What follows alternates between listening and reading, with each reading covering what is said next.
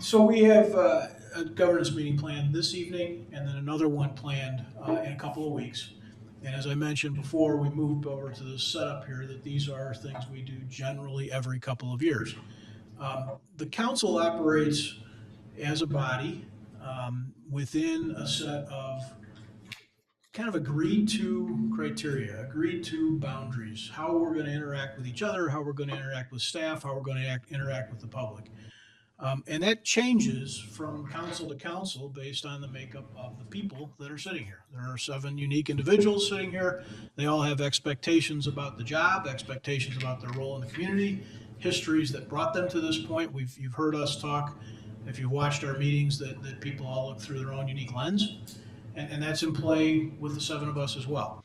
And so for the next 2 years, this group of people needs to find a way to work together and get along and respect each other and appropriately interact with the public, appropriately interact with other governing bodies and governing agencies, and be prepared to respond to the various things that come up. The truth of the matter is, an enormous part of what we do is reactionary, brought to us by either circumstances or individuals or other entities. So we have here a memo provided by our staff. It's kind of a working starting point for this group. And it goes through a little bit of the background of why we do these and how we got here. And then, frankly, it starts in with a list of discussion topics, really. And so, what I had hoped to do tonight, and certainly would welcome some different interactions if people want, but I'd like to just work through it. And we'll go through it and people can react to questions, things they wish were different, things that they're uncomfortable about, any number of those things. We have at least 2 meetings planned for this. I hope it's only 2. History would suggest that's plenty. But the point really is for us to end our governance discussion where maybe we don't all, I'm not going to say we all agree, but we all agree to operate within a set of boundaries. And that's the point. So with that, the very first subject is council, community, and staff interactions, and starts with council meetings. There are some, looking at sort of the second page, if you guys are following along at home. See, I should drop this one. I don't think that's the case with the cell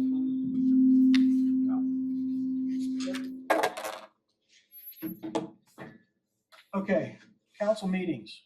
There are some conversations here. There also is an adjacent thing. It's linked in the very beginning of this. So if you don't have it tonight in the audience, it is linked. It's council rules, section 2.5 of the municipal code. There are 5-6 pages of rules. Rules is an interesting.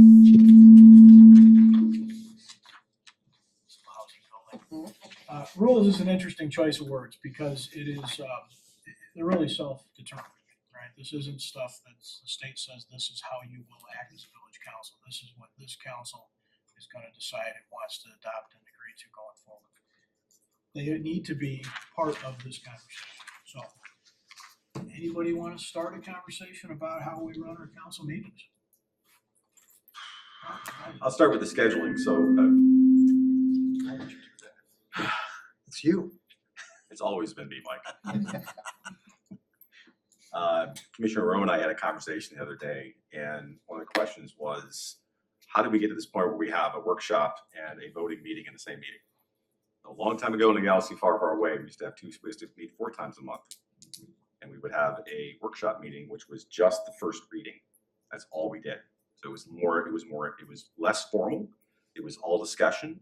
There was no voting taking, unless extraordinary reasons. And then the following meeting, because of the required wait period, a vote would be taken on all the items that had been workshopped the prior meeting to the extent that they were intended to be voted on the prior meeting. So it was workshop, vote, workshop, vote, workshop, vote. 4 meetings a month. It was determined, can we be more efficient? And by efficient, why can't we, because sometimes you have a very short voting meeting, so why not use that time and the public's time in a more efficient way? And so we started workshopping and voting in the same meeting, although always staggered. So that got us down to 3 meetings. So we had that conversation, and it dawned on me that it's been like that so long that we probably, some people would forget that that used to be done differently. I think it's been working fine. I think the 3 meetings are fine. I think last year, with the press of a lot of the comprehensive plan and the other sustainability plans, active transportation plans, we had to have much longer meetings and start at 6 o'clock for quite a few of them. But I think the 3 meetings and that staggered works well. I think it's an efficient use of time, and if staff hasn't violently objected all these years, I think that works, but we haven't talked about that in a long time, so I just thought I'd mention it. Anybody got a feeling one way or another about that? No, just to follow up on I do agree. I think the 3 is a more efficient use of our time, staff's time, but we also have 3 meetings a month that are going till 10 o'clock, which is not the easiest thing to prepare for each week. So there is an efficiency I think we should talk about. And not only an efficiency, it's also a matter of what the human brain can tolerate, right? The adult attention span's like 10 to 18 minutes. And, we've been here sometimes 4 hours, not standing up, and emotions tend to run high when people get tired and frustrated. So I definitely think that's something Rob and I have been noticing from the beginning. That's one of the values of having a new set of eyes on stuff. So I do remember talking about the history of this. It was either 19 or 21. I don't remember which council it was. And I remember us talking about other municipalities too, because most others actually only have 2. And so their meetings are even more marathon. I mean, like, for example, Naperville's gone till midnight, 1 o'clock in order to get things done. So in comparison, ours are doable, but we have in general in the past been, I feel, pretty mindful of that, I'd say, in the last 6 years that I've been on, except for all of this guiding DG work because of just how labor intensive the process is. Typically, I would say we do try and make it a goal to be done within 3 hours. We have actually had meetings where we have pushed items to another week because it has been such a long meeting. So there is precedent for that. So I imagine that that's something that we could continue moving forward, and I would be comfortable with as well now that these really high priority guiding DG projects are done. I think there's value in kind of setting those time limits because I agree, really nothing great gets done after about 10 o'clock. But I cannot imagine having more than 3 meetings a month. But I think the format, I think it is honestly pretty effective. Yeah, Leslie's recollection was spot on. And there's another piece of this. I think one thing is if you look back over the years, the 10 o'clock, 11 o'clock meetings are uncommon. They probably within the last 6 to 8 months feel common because we had this frankly, the guiding DG. It's just a hazing ritual. Thank you. Yeah, You passed. but it really is You're not in. common. You're still here. Pending. I will hold you to that. I'll take it if that's the case. Oh, wow. There's been a lot of meetings that were done at 8:30. Yeah. And we have been, Leslie's exactly right. We have tried to be mindful of it. Very few times have we gone late, and when we expect to go late, we've tried to reduce the agenda. There is another piece of that, which is sort of that 4th week, the staff prep, the staff day on a meeting day, actually the half a day before, and then the meeting day, and then the half a day after, is pretty consumed by us. And so one of the things that is true when you have this 3 weeks a month is that there is a higher volume of, for lack of a better term, real work that ends up available to our staff. And I think that my recollection of these conversations in the past that's been a piece of it as well. We have work we need to do. We're trying to be mindful of timing, but that 4th week we thought it's a trade-off. We could shorten our meetings, but then that would not be available to them. So again, there isn't a right or a wrong answer. I think that's an important thing about the discussion tonight, the discussion the next night. There isn't a right or a wrong answer to most of this. There are simply what does this group feel comfortable and how do we feel effective. If we were all going every meeting till 11 o'clock, we wouldn't feel effective. Mike, Chris, any thoughts? Yeah, I think what we have right now works pretty well.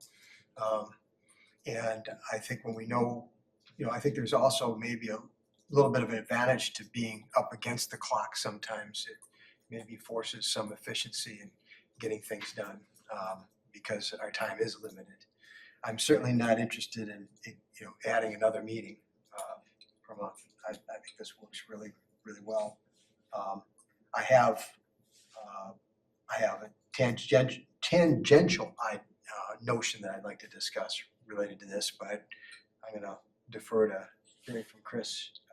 Make sure that, because I don't want to take us off. Yeah, no, I think I agree with what's been said. 3 meetings is I think enough. I'm conscious of the late nights and I don't love those either.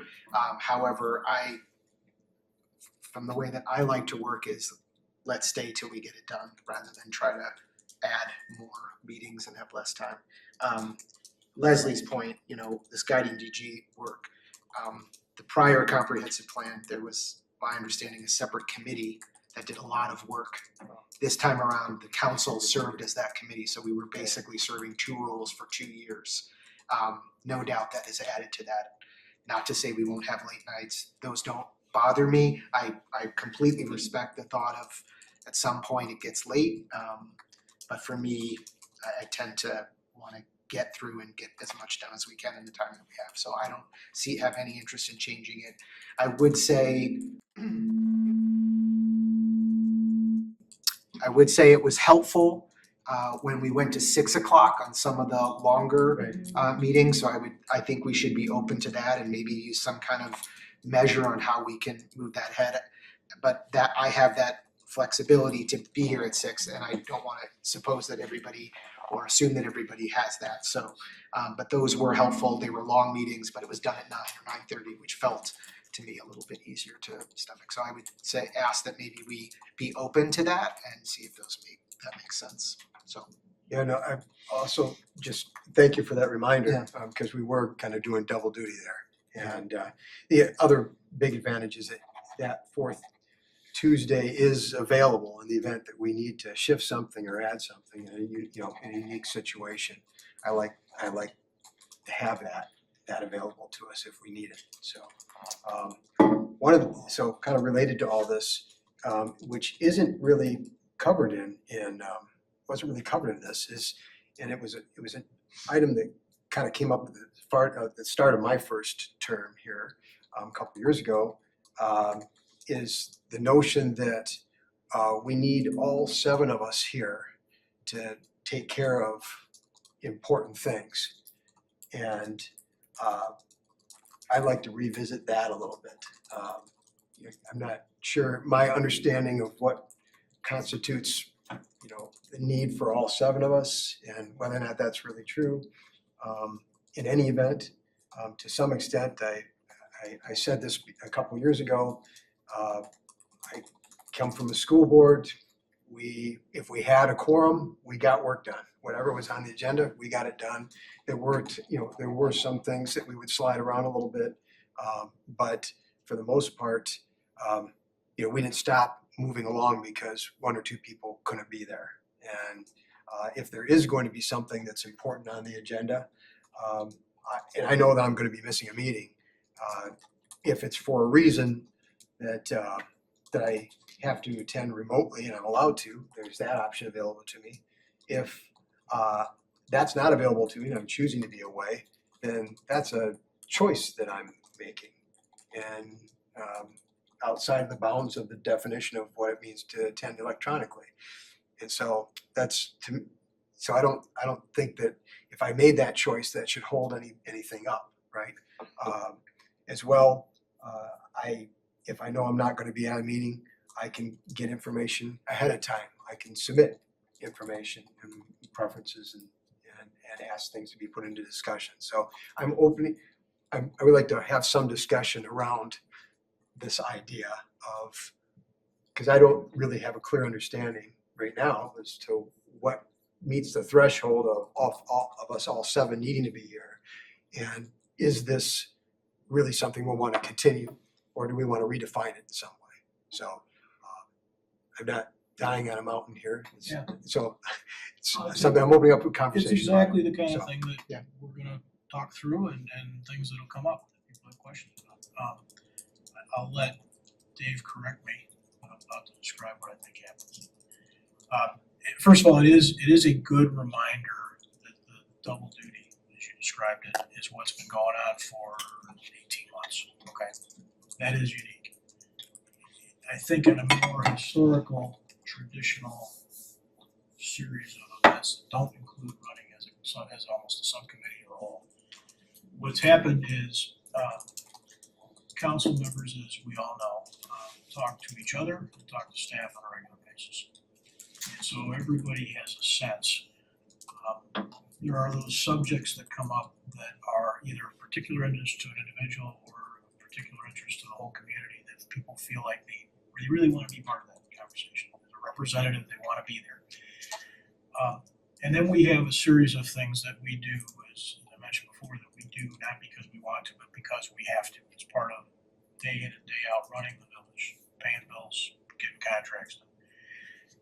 Historically, in the non-double duty session periods, I think that the staff has been able to generally manage our agendas in such a way to accommodate situations where people really felt they wanted to be part but couldn't. Most things are not that time sensitive. They're sensitive that we need to get them done. But if they happen the first week versus the third week, they often aren't really stopping the village from doing anything. And then there have been times when we have had meetings of material issue with 6 people. That absolutely does happen. If it does, that certainly comes first. The village and its needs comes first. But I think that's been kind of the way it's been managed. Most of us try to be here most of the time. There are always reasons that somebody might not, and I think we've tried to work around it when we can, but not let it stop the village from doing the things it has to do. Is that about right, Dave? It's traditionally been a judgment call. In my role as manager, because of our unique role, we set up our own special set of expectations for that project in itself, which was a balance of full council participation versus keep moving, and that worked pretty well. Beyond that, for years, we have used judgment and tried to make sure that all 7 council members were available on the following types of agenda items. Number 1, votes on key land use decisions, especially when the land use decision is likely to have a variety of opinions from council members. Long-range planning, key discussions, especially priority action items, because that is clearly the council's work plan. And governance discussions, which is obvious, right? It's all 7 of you. But really, it's been those 3 categories where we try to make sure all 7 are here. Other than that, we've been rolling with whoever can attend. I just had a question. Yeah, go ahead. What about new business items when a commissioner has brought something forward? It would seem logical that you wouldn't want to have a vote on that item when that particular commissioner wasn't there. Yes. I know it doesn't happen that often, but Leslie's cat declawing idea, would there be the same deference given in this case that she was absent on a meeting that we thought that would happen? The good news is, while the village manager, part of my roles is to set and establish the council meeting agenda, new business items are really the purview of the council member who's presenting it. So what I'll try to do is alert that council member who's got the new business item of who's likely to be in attendance. And then the Sorry, Dave, decision. I'm gonna cut you off. I'm not being clear. If the new business item gets added onto a first reading and then ultimately leads to a vote, Gotcha. I just wanna make sure that the deference to that person who introduced that motion Is there for the would vote. fall into the same category of what you described in these other priority. Gotcha. right? Basically added to the All list. 7, all 7, yeah. Yeah, I we'd think be that's open to what- that for sure, Yeah. so you can direction for the council. I would be really shocked if that wasn't a question already sort of asked, right? That if somebody introduces a new business item and staff is talking about putting it on the agenda at some point down the road, Yeah. it kind of passes the muster of we're gonna get into this at some point. I just can't envision a situation where that kind of difference wouldn't be part of it. Absent conversation between that council member and Yeah. their staff. I Yeah. mean, some of the things are on there because everybody's all in, right? But yeah, I think that would be, should be assumed. It's also because we're talking about it, so there's kind of records of it. Exactly. Again, anecdotally, the last 18 months have been an exception, not the rule. And I think that's because of the function that you very correctly described, that it was important for everyone to be here. I can remember countless times that we operated without a full council, as long as we had a quorum, and it wasn't something that required a supermajority, or it wasn't something that we knew was going to be very split, and so you wanted to make sure you had everybody there to weigh in on it, and those actually aren't that common, if you think about it. Most times what I would call the regular ordinary business of the village can continue with less than 7 people.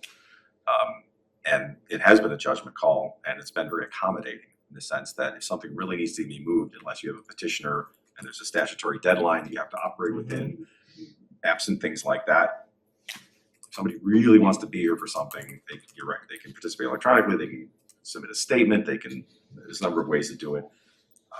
I've always found that to be not much of an issue. But I think you're right to observe something that is different than what you've experienced in the past. And would those list of things also include things that the votes that would require 5 and not 4? Yeah, I'm glad that was mentioned, because the supermajority votes is something that should be on that list, because we need 5 or 6 out of 7, depending on the type of vote. So then for the sake of, well, I'll say it myself, maybe some new folks here, we're having this discussion about this particular thing. We just rattled off a few things that we all seem to agree on. These are still simply informal decisions, right? And I have an item that I want to address maybe this later, but I just want to make sure that what's understood here is that we're not writing a policy around that. We are simply publicly agreeing to work in this way.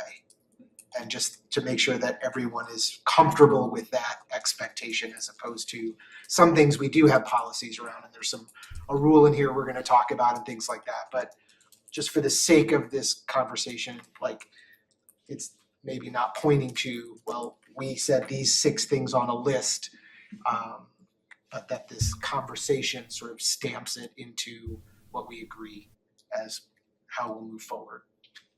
That's right. Yeah, Yeah. that's right, and if you look back over time, probably beginning with the last council, and then certainly going back, there have been times when 10 months from now, it's not going exactly the way we all hoped it might. Because they are ordinances, they are not policies either, they're kind of agreed environments. It's an important distinction, because there is this balance that we are 7 individually elected representatives, each of us with our own thoughts about what to do tomorrow. And so balancing that sort of autonomy, if you will, with the collective need to form consensus, to move forward, to get past the disagreements is a little bit art, a little bit science. So I appreciate the reminder and the connection about everything that we just went through the last couple of years. Because that was actually the framework with which I brought this up a couple of years ago, was we were looking at these 18 things we needed to get done, trying to map out how are we gonna get there. And to me, it seemed like trying to get the 7 people there was a bit of a barrier to us moving at the pace that I was hoping we would move. We moved pretty good. Yeah. It worked out. It's fine. And appreciate that maybe going forward, this may not be much of an issue for me. So I'm comfortable with riding this for another couple of years. It would be surprising that a council member, any council member in any council, wouldn't really want to be a participant in those kinds of planning efforts. Right? We all recognize their importance and their magnitude. So when we decided as a group to take on that task ourselves, it came with some strings. But I think it's not normal either. Thank you. Martin?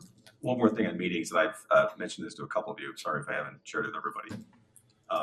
I noticed the last 2 years, there was a practice, it's not our rules, it's not our code, of basically the same two people making all the motions in the seconds. And I understand the reasons probably for that, it's very efficient, you know who's gonna do it, it moves things along. But again, once upon a time in a galaxy far, far away, it kind of rotated or moved around. And I'm just throwing out that might be something that we could do to involve more people on the council in the formal business part. And again, you're the chair, but, and I understand the efficiency of having the same two people do it, but I always thought it was kind of nice to be able to have other people be able to make motions in second. As long as we had some kind of predictable way, so no one's caught.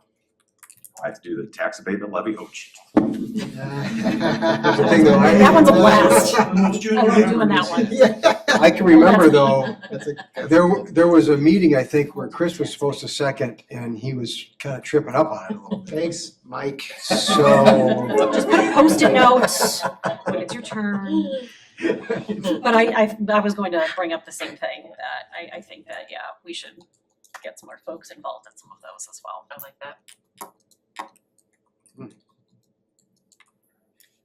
I really don't, know I really there don't are have a other preference. Thanks for this, one way or app, doesn't it? another. boards- I know that there are other boards that do that as well, and it, Sure. kind of gets you a little bit more.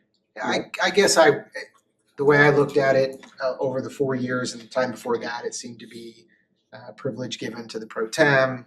The second has been given to the longest standing council member. That just felt like a little nod of appreciation to that time. But if we want to pass that around, I would be a little concerned about just the coordination of that on an ongoing basis, and having maybe not done it, you miss a second, you forget it's your turn to be reading it. So while I appreciate its democratic approach, I think I would be more in favor of how it's historically been done. And I do think it is a nod to those who have served the longest.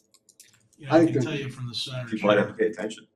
All right. from the center chair, Chris and Martin, it was, at least for the last 6 years, it had nothing to do with democratization or not. What it had to do with was moving through a meeting as quickly as possible. What happened was you had I get it. somebody who was we have had situations, particularly on new business situations, where we intentionally have the person whose new business item it is make the motion, right? Because there's an ownership thing that is different. Right. But an enormous number of what we do, the ownership is the village, and what we need to do is the floor, right? So I don't have a real preference one way or another, except to suggest that, as Chris points out, we are trying to crank through stuff. Yeah. We don't want to be here till 9:30, 10 o'clock. We also don't want to. And so if we're gonna do that, we just need to have a little coordination too. Mike apparently wants to be left out. I'm totally fine being left out. You know, it's, I I mean, was like the two really, of you were doing them all now. I don't have a, an urge to make motions or second them. So, other than when I bring a new business thing forward, so. Martin, when that was done in the past, I think I was party to that, but I don't really recall. Was it sort of, because I remember we sort of just walked around the dais, so everybody sort of knew what they were likely to do unless they chose not Right, to. or unless somebody said, I really would like to make this motion, Yeah. okay? Or if you knew not everyone was gonna be in favor, you wanna make sure you had a motion in a second so you could have a discussion. Right. But that just takes a little coordination and communication, which is never a bad thing. And again, I just throw it out there.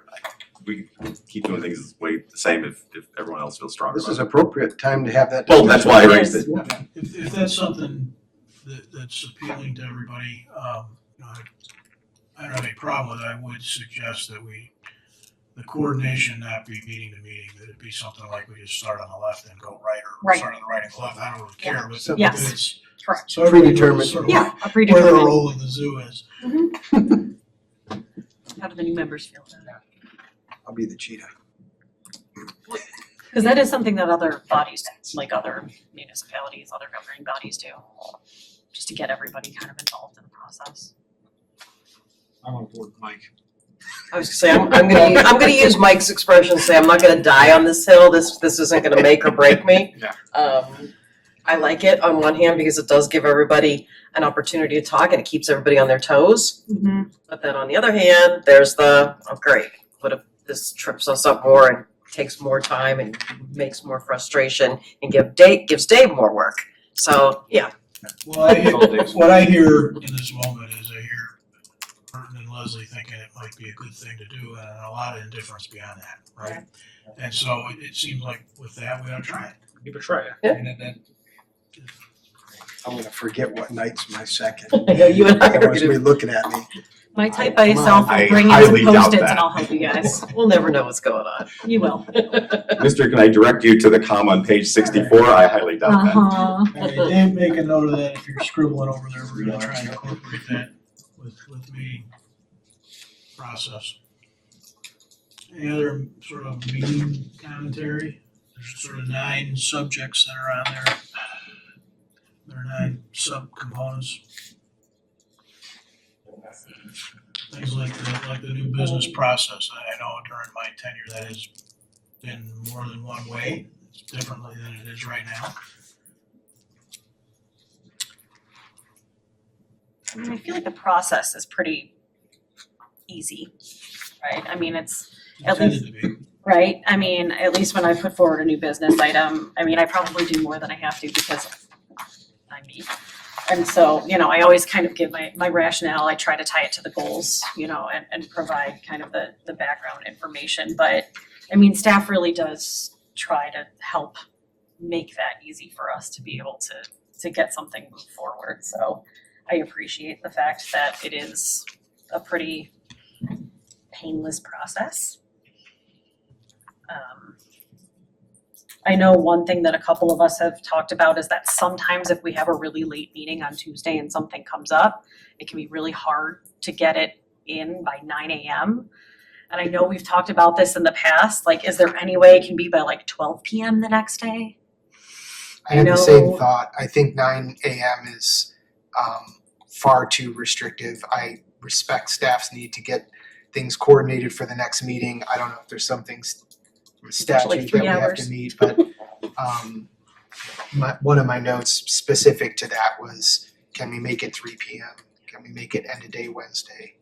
I feel like to have that stuff prepared and ready to go at 9 a.m. is difficult. Yeah, there's some realities how this works. The 9 a.m. came from, that's when the Wednesday morning staff meeting is, that's Yeah. when we review the last night's meeting, we prepare for the next agenda. The most important part of that is just general awareness, not so much the write-up. Can the awareness come after 9 o'clock? Sure, we've had some things that come after 9 at the staff level all the time, and we just figure it out. So noon, 3, yeah, most important is awareness. The write-up, you know, there's probably a little more flexibility in that. Okay. We just need some ability to actually put it in the Okay. agenda materials. That's Okay. really what's driving it. So what the minimum you would need would be, I would like this new business item added. Oftentimes it's a sentence or two that describes it, but the content that may follow A little bit more flexible. have more flexibility. Okay. I would still ask for a 3 o'clock. Just then it could be same day of Wednesday and maybe an hour or two. I agree, because, I mean, if we have one of those 10 o'clock Tuesday night meetings or something, We go to I bed. may not be able to get something together in time for 9 a.m. the next day. Well, if we can have the awareness by 9 when we're doing the agenda, and then the written Okay. material by 3. Just like I know. I'm But gonna by do the same. awareness, are you looking for the specific Mm-mm. sentence? No, Or just the no, fact- Just a topic. Business item. I plan on, Catty cloning. So we can put a placeholder, the very, you know, the Great. transactional, we'll Yeah. put a placeholder in the agenda at the staff. That's great. You're gonna do Chris a has got a thing. new item, you know, Leslie's got a new item, whatever, and. Fine with me. That works. One of the things that's going on, just for us to understand, and then frankly for everyone else to understand, is that staff starts Wednesday morning on planning for the next meeting based on what they just experienced. Yeah. Yeah. There's some. Yep. There's just a component of that. I would suggest, I don't have a strong feeling one way or another, but you know, a lot of things in governance, not just within this entity, but in the broader sense of government, in this country are kind of intentionally a drag, to stop reactiveness, you know? And so, and that's true it's built into procedures from Washington DC down to here. And so, you know, my initial gut reaction is if it's so important as a reaction to the evening, then maybe it shouldn't be. And if it's not, then we got all kinds of time to do it next week too. I don't care one way or another. If 3 o'clock makes everybody feel better and staff feels like coming, it's fine. But the new business should be, and I can't think of a time when it has been abused. So that's probably not fair to say. I don't think it's happened. But it should never be a reaction to the evening before. You know, that something happened and at a 10 o'clock close and now, oh man, I got a new business. Like, that would be a bad way to be operating a You know, business. I don't think it's yeah. ever happened though either. So.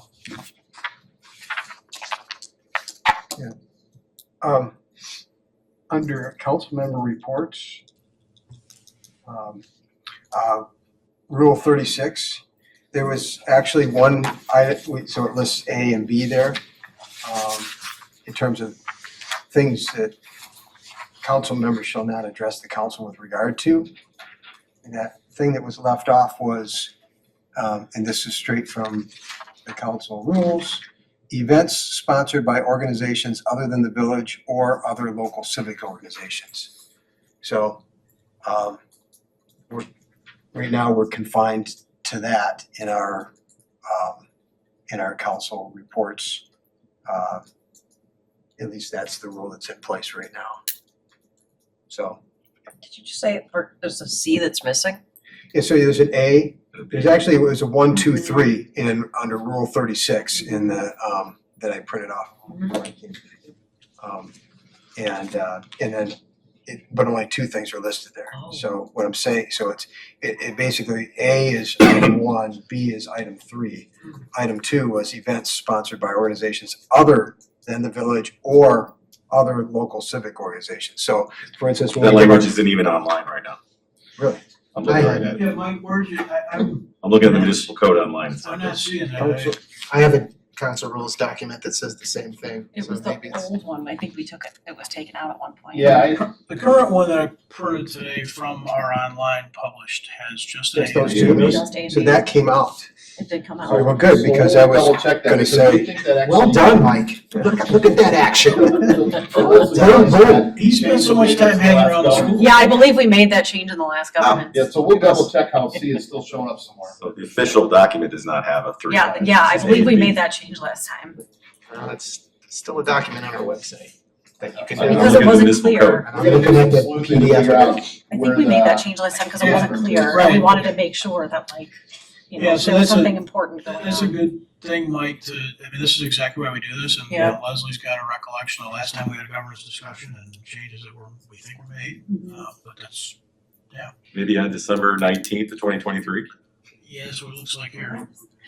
Perhaps. We'll double We check. didn't, that. we didn't have, Ordinance we- 6028. Yeah. didn't have a governance meeting in 2023. No, No, we didn't. No, But but we had a we cleanup ordinance, so we're gonna Oh, we double had check on that. cleanups. we do those collective cleanups, Got it. where we Yeah, that's when we do the bring a cleanup stuff. stack of things in. I guess most importantly, Yeah. is everybody on the council supportive of the ability to Yeah. report out on community events, right? That's Yes. what we do. Yes. So we'll clean that up.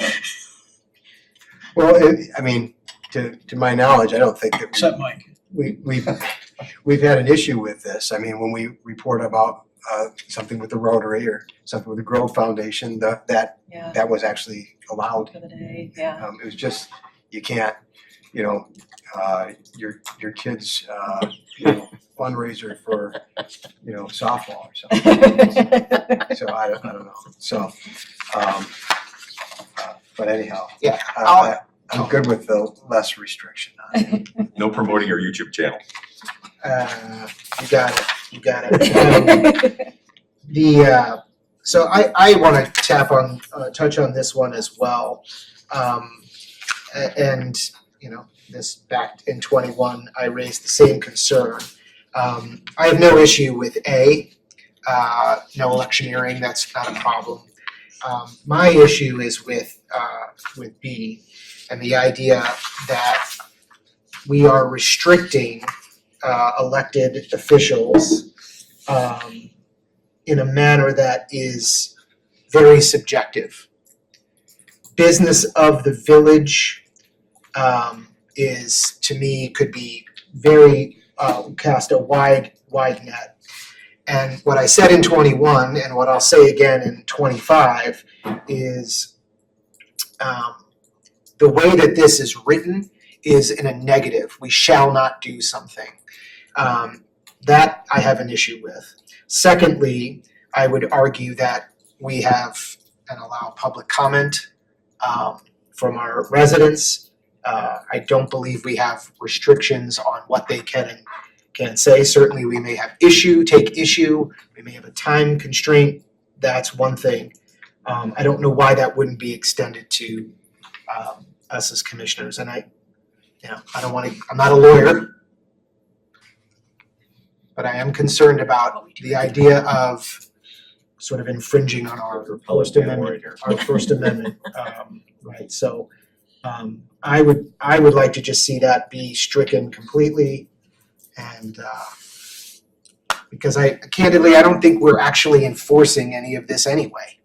I don't know that there's been an instance where someone has violated this, and what's the repercussion? What's the fix to that? I was wondering if this was put in place as directly in response to somebody Something. maybe abusing the situation. Back in, let's go to our local historians, gentlemen. This is why we have governance meetings. We don't have to write rules like this. Right, exactly. That's We have an understanding of how that's to be used, Right. and everyone abides by it, then we don't have to Right. argue about, because otherwise we're gonna spend 3 weeks writing that Yes. language. Exactly. The Right. starting point is, I think the starting point is, for all of this, is the premise or this concept of enforcement. There isn't any enforcement. Right. We are 7 people free to do whatever dumb stuff we want to do in a moment. Unless you wanna change Rule 35. Unless you want to change Rule 35.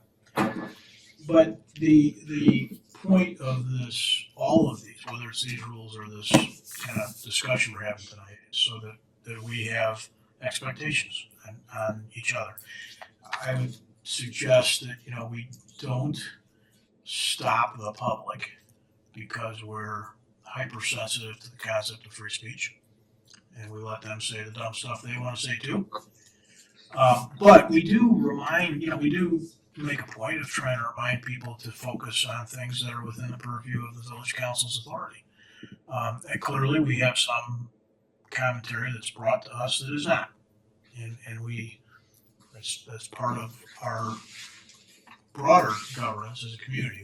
We have a high degree of respect for that. So in one sense, we're not working to infringe anybody's free speech. But what we are saying is that the conversations that we have as elected representatives in an official capacity, what this is suggesting, ought to try and stay focused on village. Wherein lies the village authority. with all due respect, Mayor, I don't see it quite like that. This is specific to council member reports. Mhm. That is different than a discussion about, in my view, a discussion about village business. This is an opportunity, as you often say, for commissioners to report out on what happenings and organizations and things that they support. I just don't understand, for me, it's very difficult to understand why we would restrict that. Let me give an example. We've all, I think, probably taken a few minutes to watch other community meetings, not Downers, like the school board in Florida that shows up on the YouTube channel. We've all seen some of these things, right? And I think I might have circulated. Did I send you guys that video of the 2 surfer dudes in California that go to every meeting, right? That's an extreme example and maybe a little ridiculous, but illustrative for this issue. We don't enforce it, and we certainly veer. And so the question is, where is that line of veer no longer appropriate? And I don't know if you can draw a single line, but by saying something like this, we sort of set this expectation that we're going to be focused on stuff that is we're still speaking. We are speaking individually, and we still are also speaking corporately when we sit up there. I can tell you from it talks about mayoral proclamations in there a little bit. I can tell you from a mayoral proclamation standpoint, I can't speak to past mayor's practices, but I have a very short list of those and turned down probably half or more of the requests that are made. Because what's going through my mind is, can I do something that all 7 of us are gonna feel good about? Now, maybe it doesn't always happen. I mean, there may be proclamations that I've done that I know that people are upset about. I don't think so. But it is part of the logic that goes into the proclamation thing. And I think it probably is some of the backdrop of this. Chris, what would you think of in the alternative that instead of having language regulate the content of what a council member can say, but more like a time, place, and manner regulation, like 3 minutes? Because I'm thinking that this rule was created so someone doesn't get up there at the end of the night and blather on for 20 minutes about something that no one else cares about. So if it was something that didn't focus on content, like you said, does raise severe concerns on limiting public speech, but we can limit how and how long and under what conditions the statements are made. Yeah, I think, That's right. while I appreciate that thought, I think my inclination is to be less restrictive than more restrictive. But I'm saying not restrict the content. Yeah, but even the time, I can respect the idea of we're trying to get out of these meetings earlier, so message received. But I think this is just an odd one. This is the only rule that appears in a document that says this is not a list of rules. And so it's not just that we're sort of going by this, we're sort of, nothing's right, nothing's wrong, but this is the rule. The member shall not do this. And I'll just say, that just rubs me the wrong way. I haven't seen an instance where it's been, I haven't seen an instance, you choose my words wisely here, where it's been abused, per se. But there have been things that people have said during these reports that I don't agree with. And groups perhaps that people support, that maybe I don't support the same thing.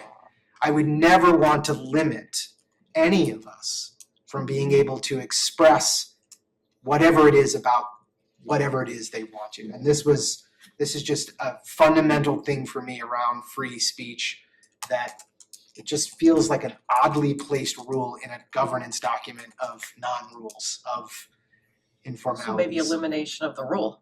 Yeah, and or like if you really want to keep something in, and I think I brought this up even in 21, is again, more of the encouragement of encouraging the statements to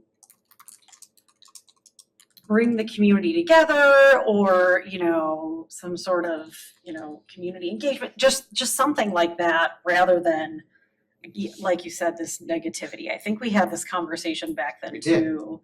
Yeah, and rather than say, yeah, don't do these things, you could say, hey, we'll encourage, encouraging council members to focus on, proclamations, engaging the community, bringing them together, uniting them based on our shared values, something like that, right? And I think that might give you the same kind of expectations that this would give you, but be less like, don't do these things. Are you saying ditch A as well? No, A you can't do. Just You one- straight up can't do it. Okay. Or you could, or if you really wanted to keep what I was saying, make it more of, if you're gonna focus on things kind of outside the, So Purview. I'm picking up on what you're saying. You know what I mean? Yeah, I know what you're saying, because cut to the chase here. Right. We all know what it is that we're trying to Yes. avoid. Yeah. And it's one of those Yes. things where you don't know it until you see it, and all of a Correct. sudden it starts, you're like, oh, for. There it is. Yes. like, please don't do this. What is everybody gonna give a 12-minute speech now? Correct, And, well, I wanna counter your speech. No, wait a minute. We're not doing the people's business anymore. Now we're correct. in Right. debate club. We're hearing We all know ourselves. that's what we're trying to prevent here, because it's just not productive. It's not conducive to a work environment, and it extends the meetings. So for those of you Yes, efficiency pros, that's what it is. There's no way you're gonna be able to word that and say, you can't do this, can't do that. You're right, and you're right. It's really why we have these governance meetings. It's like, okay, we're all now gonna give speeches about whatever. We all have a million causes. We can't all get up there every day and speak to 12 causes. Yeah. That's just, we Yeah. would spiral out of control, and that would be very bad. So as long as everybody just sort of sticks to what we've been doing, which Yeah. is Growth Foundation or grand opening or the EDC or whatever, nobody has a problem with that. But how do you I put agree, that yeah. into a directive? Very difficult. I guess I would question why we need to put it in a rule. If we, I don't know, I feel like I've made my point. There has been, I think, a concern about free speech that has deepened more recently. And I am just simply not interested in being on a body that is putting some, what I would consider arbitrary, very dated, the document I had is 2006.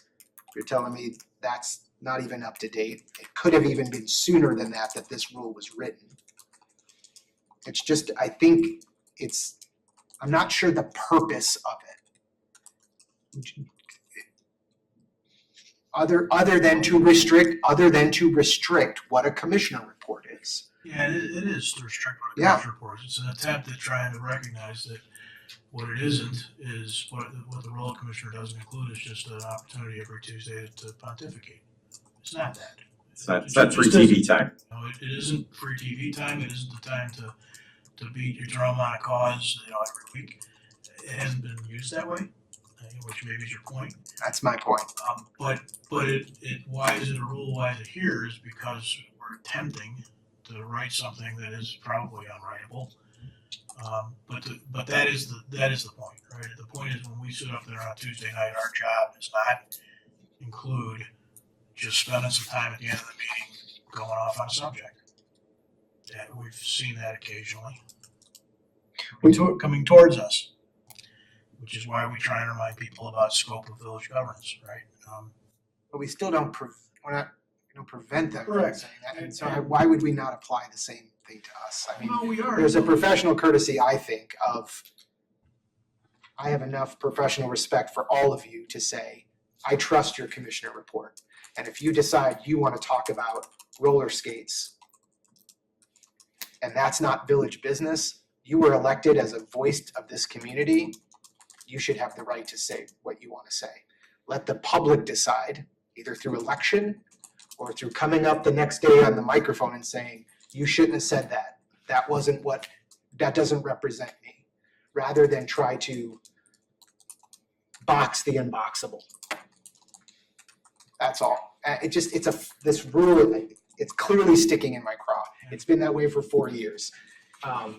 It feels funny to have this type of rule in this day and age, but it's not that and I want to be clear, I understand what the idea behind it is. And I think I would say for 95% of the commission reports, there's not an issue. Sure. I just don't think even the other 5% needs to be governed. Like, we're adults, we're elected officials.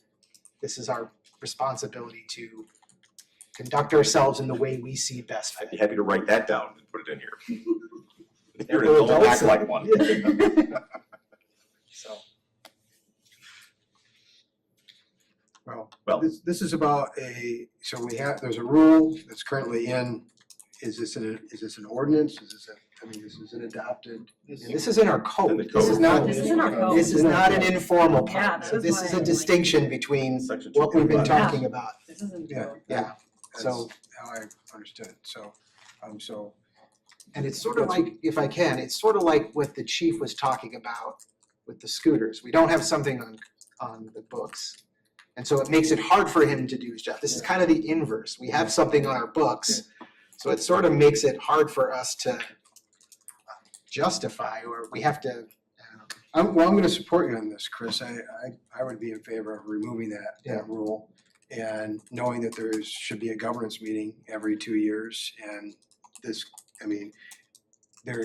every council. And one can be called anytime if something, Exactly. Yeah. somebody stops being an adult. Exactly, Yeah. then whatever council that is at that time can address whatever that is. So we're taking out the no election, No, no just election. That's what it's Just saying. item B. We're just Yeah, at one one of B. A has But to. no, you're all saying we should get rid of the rule. You No, might not be we're right. not. No, No, just B. just B. Just B. Yeah, A needs to stay. No electioneering. We're We're talking doing about like- striking this. Okay, no, people were saying get rid That of I the agree with. rule. No, No, no, we're just talking about the section B. Okay, Yeah, I was never talking about removing A. we have to keep it A. just sounded a little contradictory, but yes, that makes sense. Got it.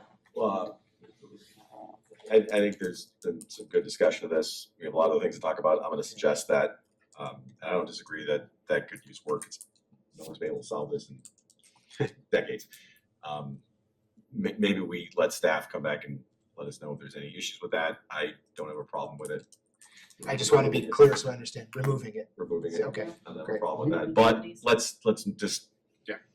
think about it a little bit more. That's my reaction right now, but also wanted to give an opportunity for someone to say, oh, but you forgot about this. Sure. That's all. Was this really about you feeling left out that I got my thing removed?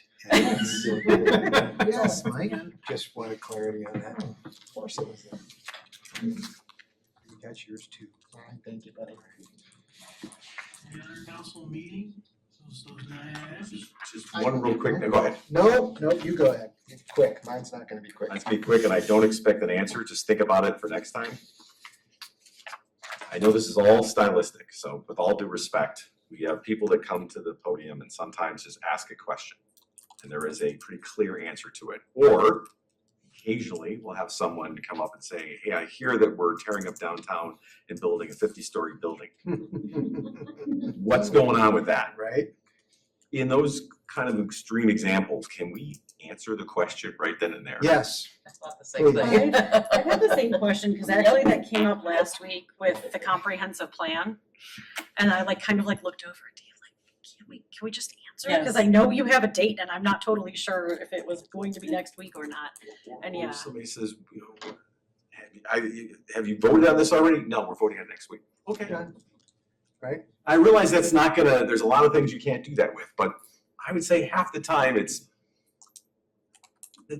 I A just yes have or to no point out answer. the sun rises in the The east and not in the west. difficult thing with this, of course, if I was sitting in the mayor's chair, is okay, well, then the next person comes up and asks a question, and he doesn't Right. Mm. get the answer, and they go, well, you just answer that person's question. So I didn't want an answer. Yeah, Think about it. I'm agreeing with you, I just don't know how I'm It's a gonna good question, Mark. do it. Think about it. And I would certainly welcome input on that. I can tell you what the thought process has been during my tenure. We are not prepared to debate.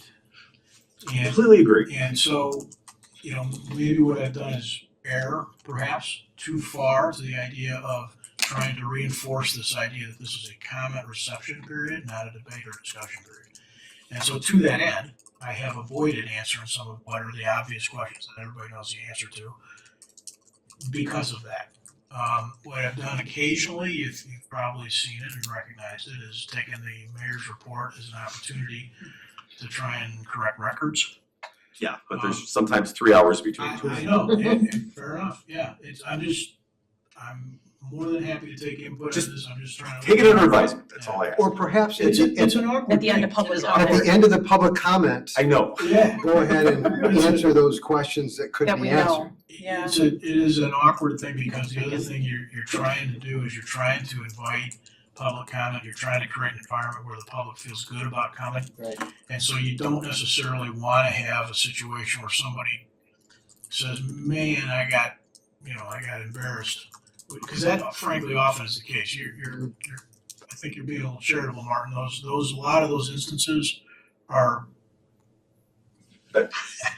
So that's been sort of the logic. The logic has been we don't want to create an environment where somebody feels like they don't want to come to the podium because they don't feel like they know what's going on and they don't want to say something. I hear that, but then also you get an environment where somebody gets down and asks a question and we all just sit there, thank you.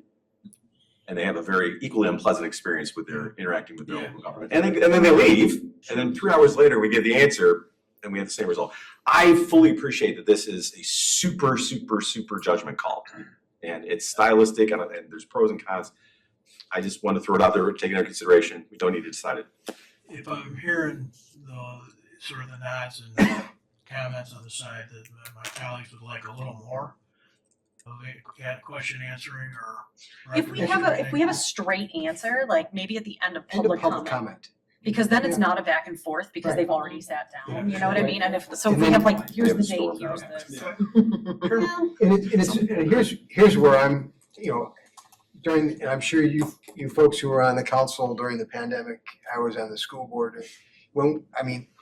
You're trying to deal with, Mhm. what's true, what's not true. When there was something that was like blatantly wrong, Mhm. we made it a point to Mhm. try to correct that situation in the moment. And so, and we've had some of that in my 2 years here. There's been statements made that were incorrect, and I think it would be wonderful if at the end of public comment that things like that could be addressed as well, just to set the record straight for those that are, because not only could it be 3 hours later that it finally gets corrected, but the people leave the room. Yeah. They were here for this, they're gone, and So more of that. There's been some of that, but more of that, yes.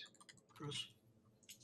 I'll just take a little bend to this. I want to just say, as it pertains to things that are accusations to the council or complete falsehoods that are spinning our motives in a way, I think you've done an excellent job of handling those in a way. People don't always maybe like to hear it, but I appreciate and you taking that tact. The only thing I would be worried about and the simple questions,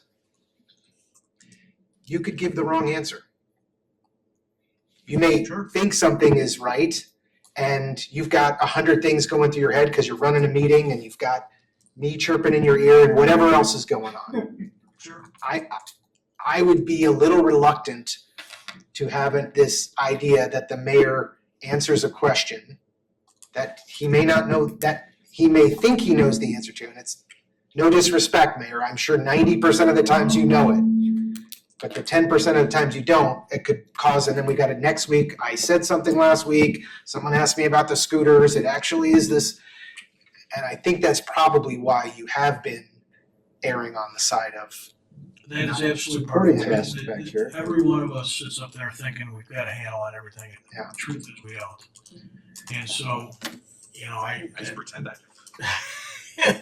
that is part of it. Yeah. There's been, I think I know. sure as, What I want to do is be sure I'm right if I'm going to put it into the record.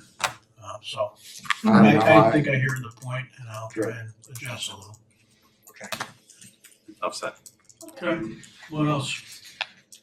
I think this is in the section of Monday phone calls and Friday mayor meeting. So, So before we do that. Oh, yeah. Are we all feeling like those sort of 9 bullets underneath? oh, I'm there? sorry, I thought this was part of the 9. No, that's part of the night. It is, but I was kind of trying to go, if you see the stuff in italics. We're gonna jump into my mayors and we're gonna talk about publication of council meetings. It's just an open-ended thing on meetings to begin with. Sorry, I apologize. Yeah. There's no format. Okay. It's just- There are some things in here like council member reports and things like that that pertain to the meeting. So Yeah. just so I'm clear, we can look at this list of 9 that are here, not bullets, but numbered list. Okay, the Monday calls and the Friday mayor calls. So I think I would like a little clearer understanding, and maybe for the sake of those who are new,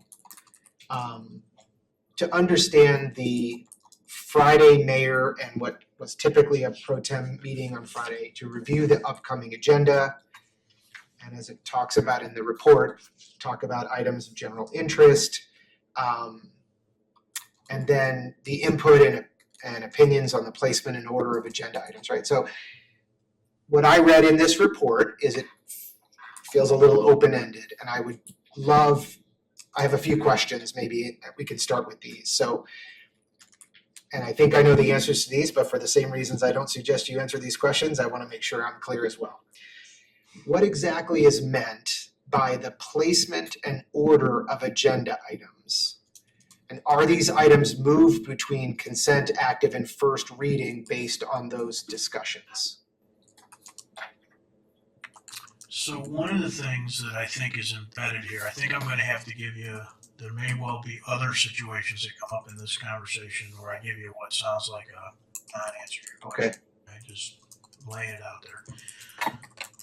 Much of what was written here was written quite some time ago, and I think in an environment where there was there's just a very different environment and expectation from the leadership in the village. Different mayor, different manager, different environment. Okay. And what actual practice has been is that the Friday meetings are just like the Monday calls. They just happen to be in person. The village manager sets the agenda. The village manager sets the order of the agenda. That's Well, some of the order of those things are defined by where they are in our discussions. So Yeah, so the first reading is gonna be a proactive. there hasn't been a situation in the last 6 years where I've said, I think something should be on a different agenda or a different order. As you know, we all have, as it relates to the idea of consent, we all have this sort of authority to remove stuff from consent. Yeah.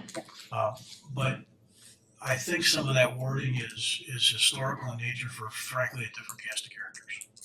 I think that's just gonna be part of the answer to the questions here associated with this. The actual practice has been those meetings are just like Monday calls. In fact, since in the last 2 or 3 months, they've been happening on Monday calls. I think I've done 1 or 2 meetings since probably since March or April maybe, because it's just worked out that way. There's no practical and operational difference between the Friday meetings and the Monday calls, except timing.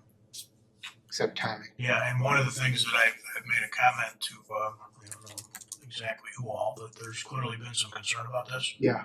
And but Monday calls are fine too, because that's what the content of those are. Okay. So I would, so the rest of my questions may be less important, but to have it listed in our governance document one way and to hear you say that it actually isn't conducted that way is a concern for me. Sure. We're having a governance conversation, how these meetings, there has been some question around,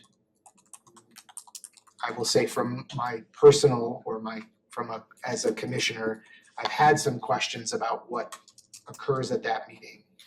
And when I read this, that is not what is you are describing. Yeah, no, I understand. Mayor, if I could jump in. Sure. It's my job and my role to create the agenda. That agenda is created before the Friday meeting. It comes out of the Wednesday staff meeting by Thursday. It's in writing. I did update this information because there are rare occasions where I have received input or asked for input on the placement. Let me give you an example. And the good news is we had 14 years of mayor meetings sitting here between the current mayor and the past one. So an example might be on a consent agenda. When I hand out the agenda for that meeting, if the attendees, the council member attendees are there, and they have the right, as every council member has the right to pull anything off of consent. If they tell me that before the agenda goes out, I pull it off. Sure. Because it's the same. Sure, it applies to everyone and that's their right to pull it. But it just saves a step. So that's Yep. what I meant when I wrote that. Okay, The other, this is very rare, but on occasion, the placement of public comment in the agenda itself, the order of the agenda has been brought up. And that's really the example. Those are the only 2 examples we've really. I'll give you another Yeah, there example. I'll give you another good anecdotal example where something was on consent. And I'm gonna pick on former Commissioner Greg Jose. It had to do with the use of union labor or not, and it was on consent. And I would suggest you need to put that on first reading because Greg is gonna wanna talk about that. And that's just knowing your colleagues and making some suggestions and staff. I say, oh yeah, good point, I'll do that. So I don't wait for Greg to do it. I know Greg's gonna wanna do that, and I would say, put that on first reading so Greg can comment on it, because I know he's going to. That would be an example. As I'm thinking a little more, the only other thing that I can think of about this order question has been frankly related to anticipation of the meeting content and where to place the mayor's report. Because we have done, sort of as Leslie just suggested in Yeah. the previous conversation, we have moved my report. Mhm. So let's say we have a situation where we're expecting a literal full house on gaming. Just gonna pick that. Yeah. And so we may move my report as a management of that meeting because it sort of forces a break. Mhm. So we've done that. Sometimes it's at the end of the meeting. Sometimes you'll see it right after. And that's been for that purpose. I don't know. What I the- can't what tell you how this- many times yeah. it's been done, but Yeah, that's yeah, the yeah. piece. No, I appreciate that. And I believe that has been contextualized for me in the past. So I don't want to pretend like I haven't heard any of that. Part of this is also for some of our new members to understand what's happening. I will say, when it says the manager seeks input and opinions about the placement and order. So placement and order feel different to me. I think we understand maybe placement is first, consent active. But it's seeking input from this meeting, the attendees of this meeting, which are the mayor and the mayor pro tem. Sometimes adjustments are made to the council meeting agenda based on the group discussion. Other items of general interest are discussed, which is fine. I assume that, well, that's a little different than a Monday call to me, but I understand. That language there does not read. Dave walks in with the agenda, shows us what it is. We maybe move the mayor's report, we maybe pull something off for consent. Chris, that's on me all in that language. I'll try to make sure it better captures exactly what's being said here tonight. That's really the reality of those meetings. I don't ask Okay. for, like, I don't put it for discussion, like, it only if it comes up like Martin just said or Bob just said. So I own that language. I'll Okay. make sure it better reflects what has happened the whole time that I've been manager. And I can give you another example. Sometimes it's meeting management. It's when you know you're gonna have a lot of people come on one item and you don't want to have them wait until 9 o'clock to get to their issue because you have 50 people in the room Right. and you know they're gonna be here to talk about X. It's like, let's move that up so that those people can speak and be heard and leave and not sit there all night. That's the only example I can think of. And I have no issue It's with just that, meeting management. except that should be a decision made by the village manager. Because he, Yes, but with input, because typically as representatives of the community, we often get a feel, there can be a lot of people in this meeting. With all due respect, the manager may not know that. So one of the comments that can be is like, I've heard social media, I got grabbed in Jewel, whatever it was. I think there's gonna be a lot of people, somebody told me, hey, I'm bringing my whole subdivision to this meeting, I'm just, heads up, we might wanna do this. do you, The ultimate decision is not, Right. it's more input of, we might want to consider this so that people aren't sitting here getting angry for 2 hours. and I understand there's a component of running the meeting that is the mayor's. Yeah. Right? Right. He or she is running the meeting itself. Right.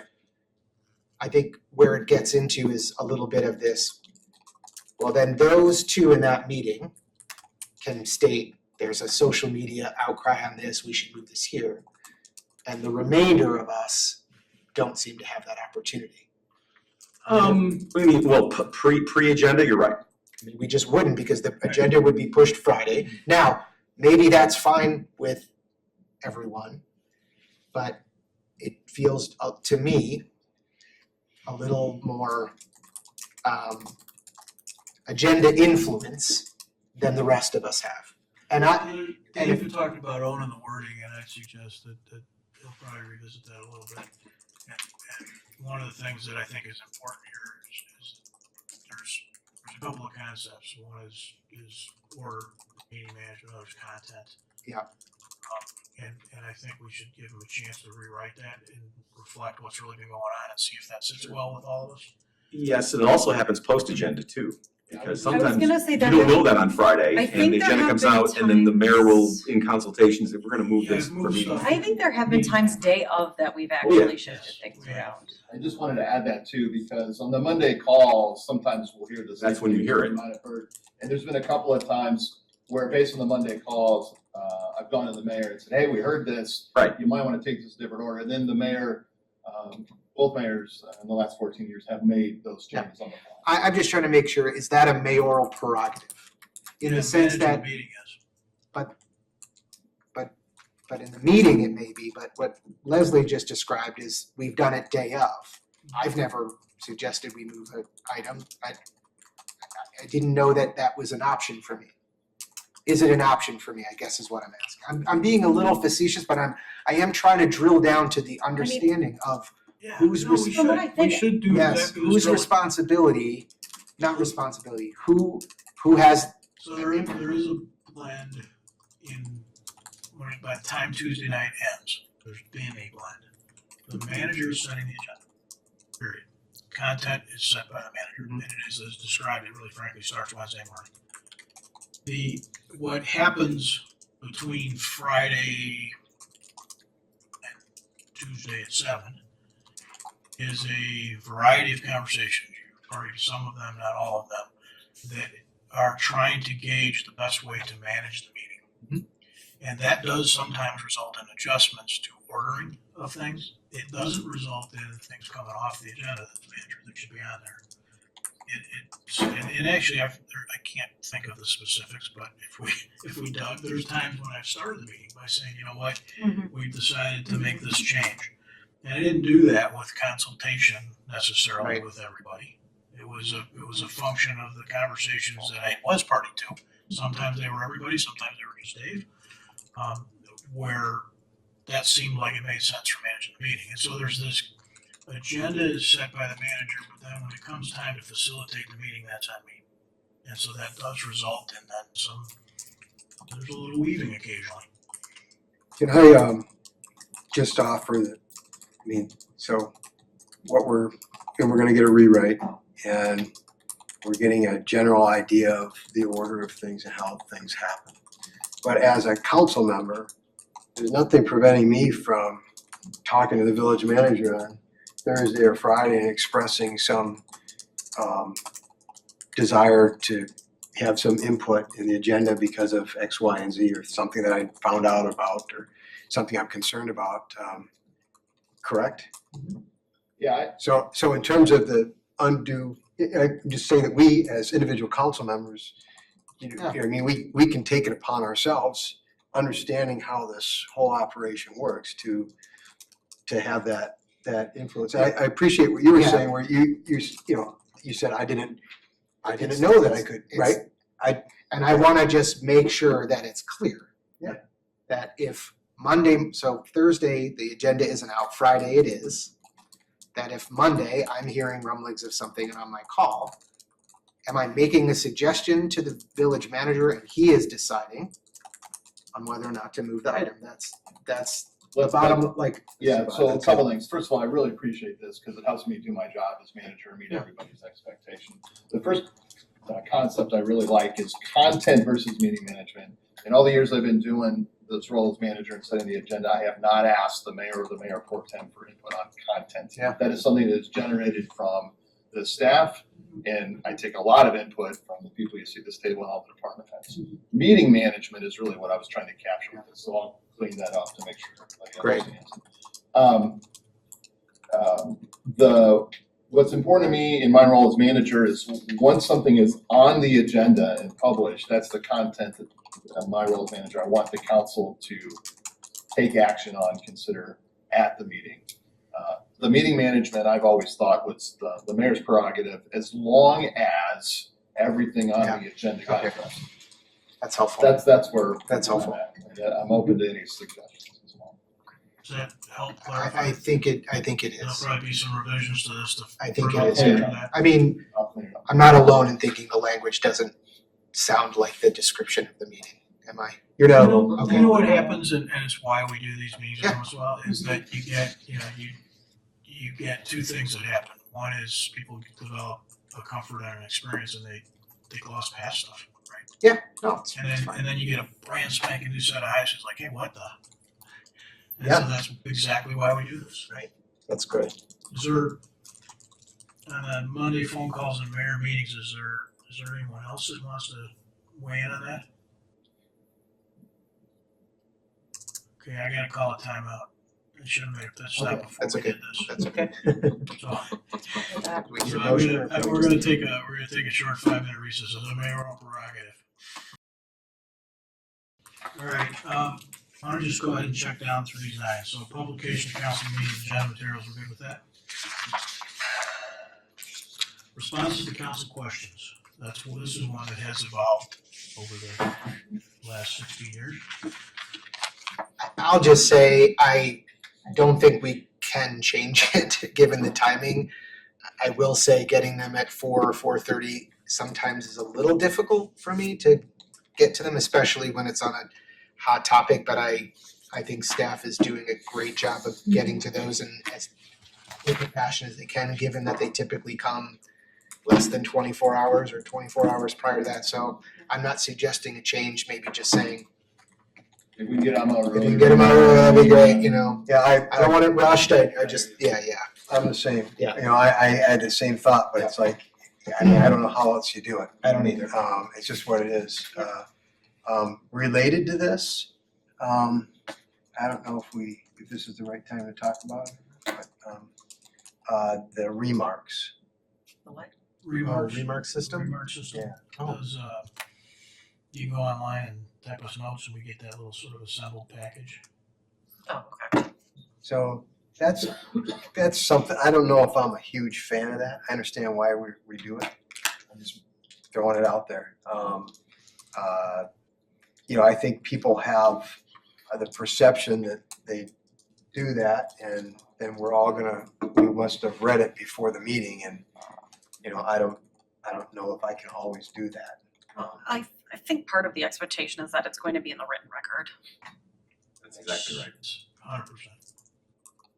I think is important. For some, it's not even whether you've read it or not.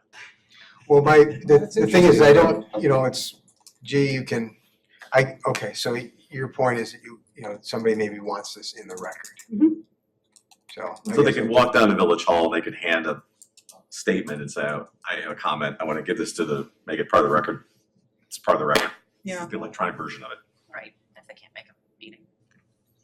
Yeah, On the general subject of timing, and just remind everybody, I don't think it's really ever, I can't think of a time where it's happened, but I want to take a minute to remind everybody that anybody here can make a motion to table something, right?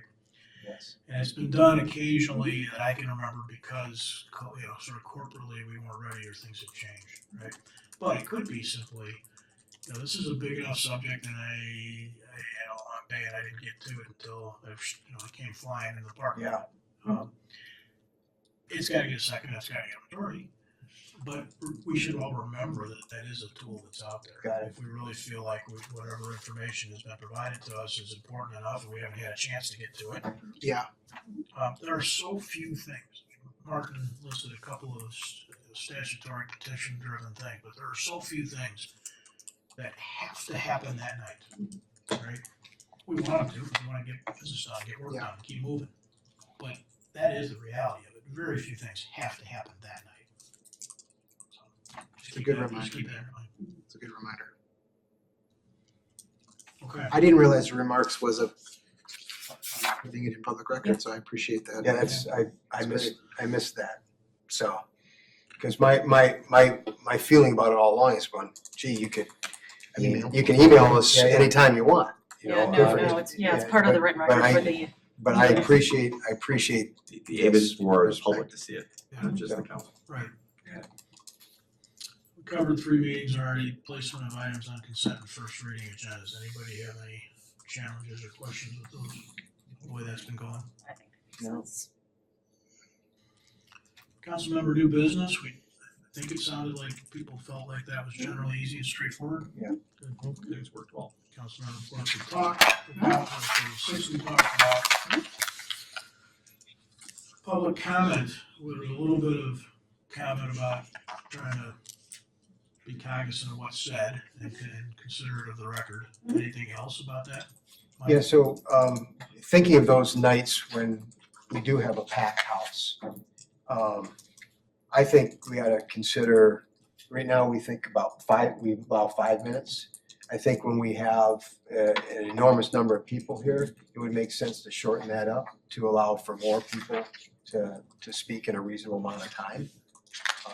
And, you know, your prerogative, if you think that makes sense. That's just my thought on And it. I just had the thought, have we ever, either in those times or any time, have we ever thought about having a clock facing the person talking? Because I think a lot of times they don't realize how short 5 minutes is, and That's how we did our meetings at the school board. there's a clock. Yeah. It's kind of, some people like it, some people really Yeah, don't no, I like get it. it. I know the point. I gotta tell you, I would not feel, I think as a resident approaching a meeting, most of the people that approach us fall into one of two categories. They're very comfortable with us. They're still here at 9 o'clock. Or they really are sort of first time, something's got them upset or nervous or scared. Right. And so it's a little bit like the corrective component.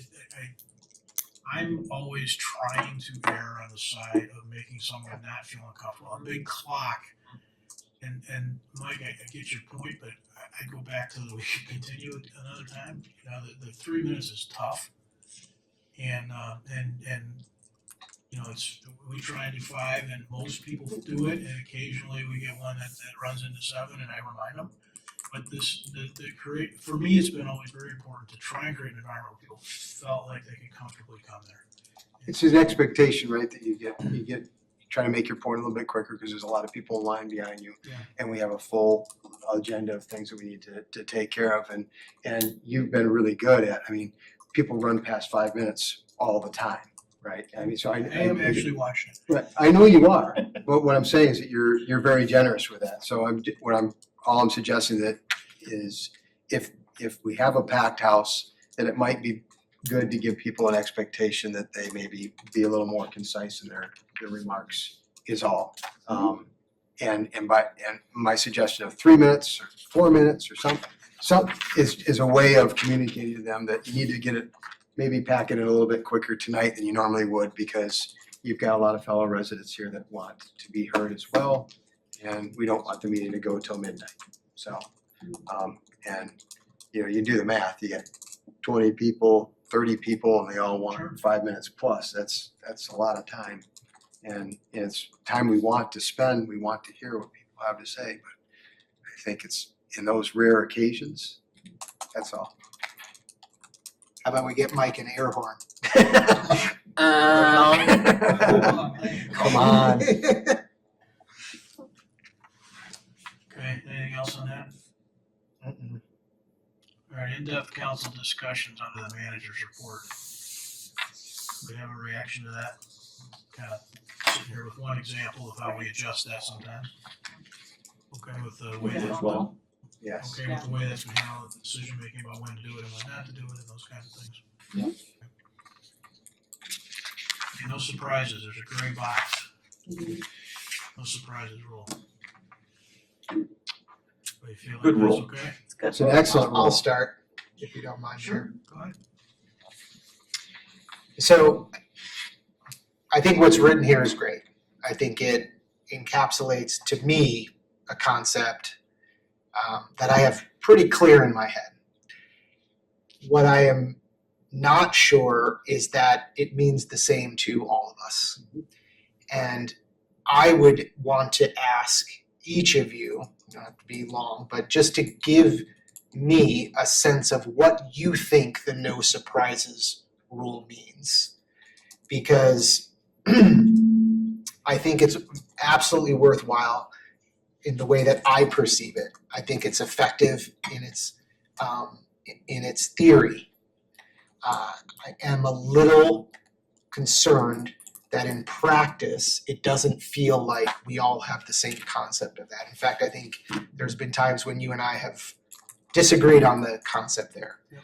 So I think for the sake of trying to establish some better communication moving forward, I would love to just understand or hear, especially from those who have been in the no surprises rule longer, but from everybody, what you think that means, and more importantly, maybe how it's best put in practice. Because I think I think it's caused some challenges, candidly, because of the way that I'm happy to share my thoughts, but I would love to hear from all of you what you think, so we can all get aligned on what exactly this means. And I would like Martin Tully to go first. See, no surprise. No surprise. Fair question.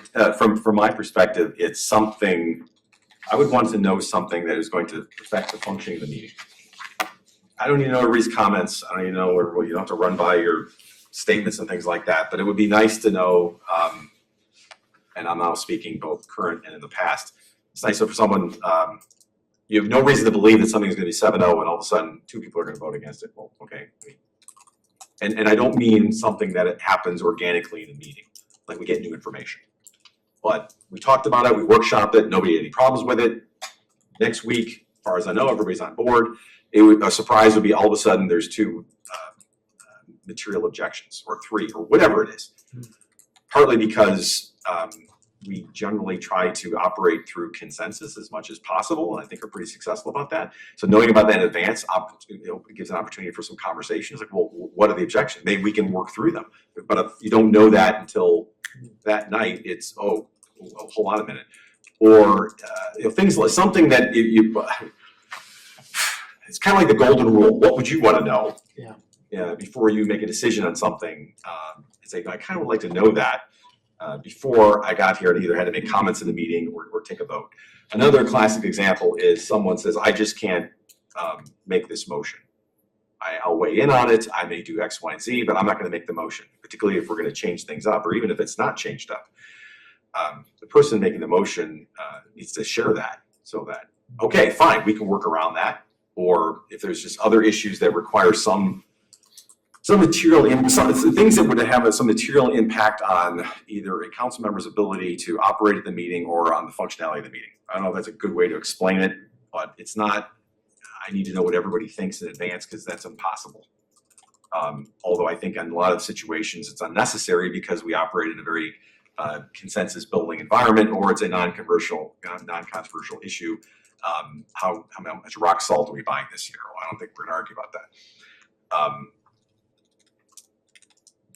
So it's helpful to be able to have those opportunities to be aware of things, to either have the opportunity to have a conversation and work through it, or if it's going to come as a surprise, like, well, I thought this was going through, and all of a sudden I need to understand that there's significant objection to it. Not the details necessarily, although that would be helpful to know for trying to work through things, but I would hate to show up and think this is a routine matter, and all of a sudden there's 4 people don't support it. Well, where did that come from?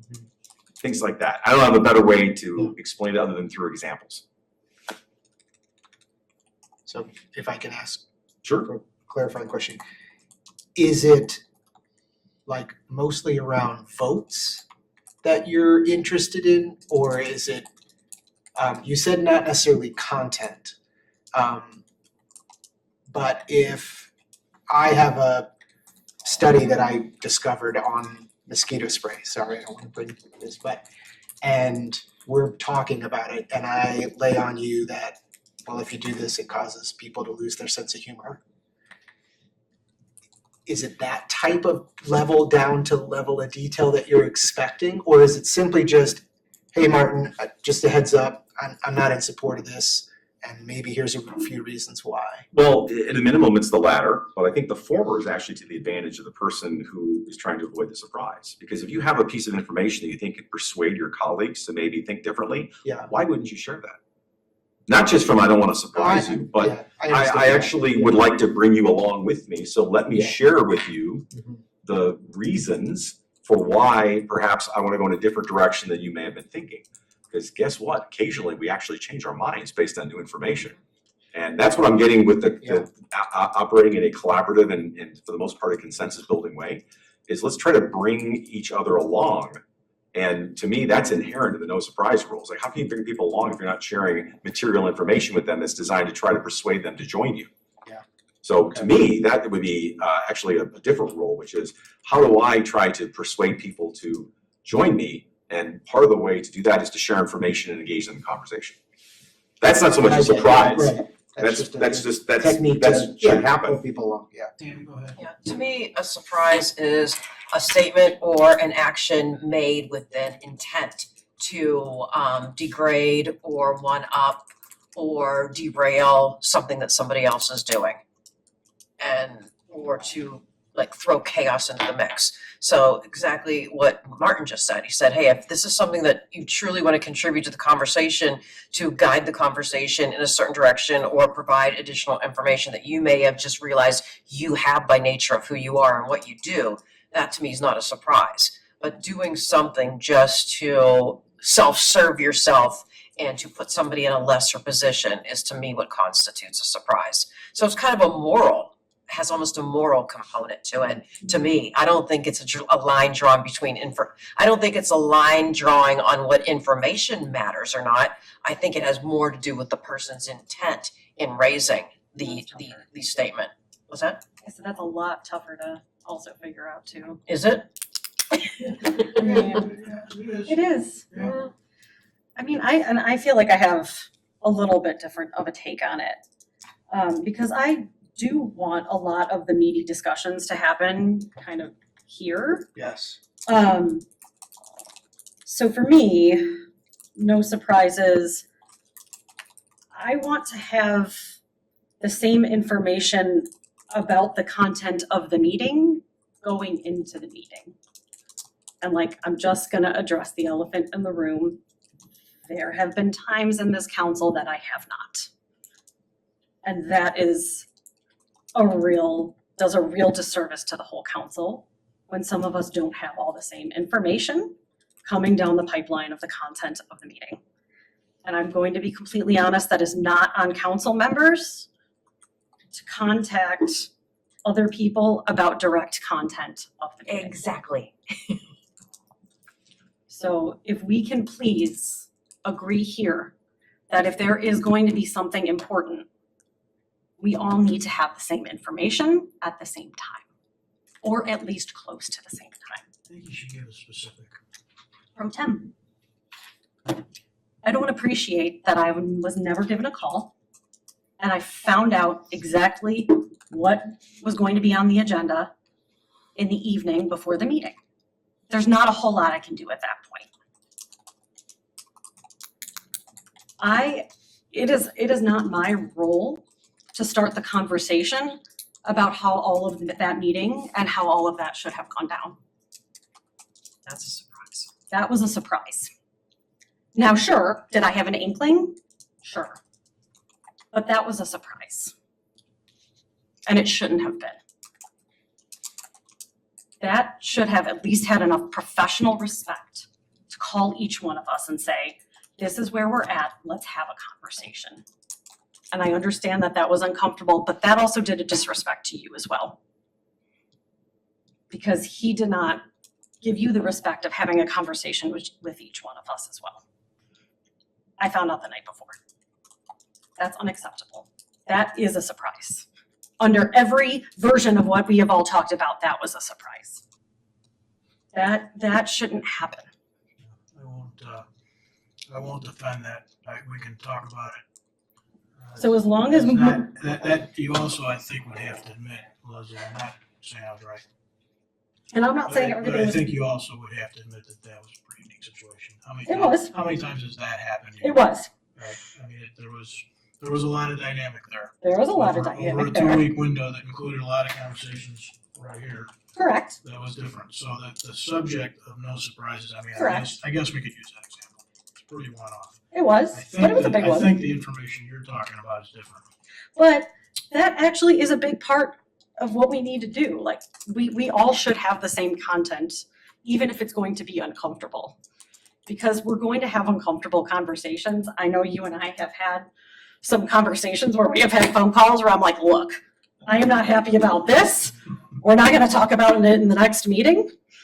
And we're going to move on because there's a lot of really important work that needs to get done. We have to be able to have those conversations, but we have to be able to pick up the phone and start. Those And we usually do, and we usually have. And so moving forward, I really just want to make sure that we can do that. So for me, I just want to make sure that we are all operating with the same content. And after this, now that I have addressed the elephant in the room, because quite frankly, I think we needed to, I'm fine as long as we move forward with, we all get the same content and we're all also getting the same content from staff, right? I mean, so for me, I actually view the content piece a little bit differently. So I actually usually try and give some of the research and the information that I have to staff. And I don't know if they share it with other people on calls or not. They do. Okay, good. As far as I know. Okay, so I try and do that. So I don't necessarily need to know where everyone is kind of voting. I like to have like those conversations about content and kind of where people are here. But I try to share the information and the content, and the research and the background of where I'm coming from with staff. So that this way, when everybody walks in on Tuesday, they kind of like, that's where they kind of have a feel of where I'm at. And then if there are any concerns or if anybody has any follow-up questions, then like that's kind of where I think we should have like our, like one-on-one chats.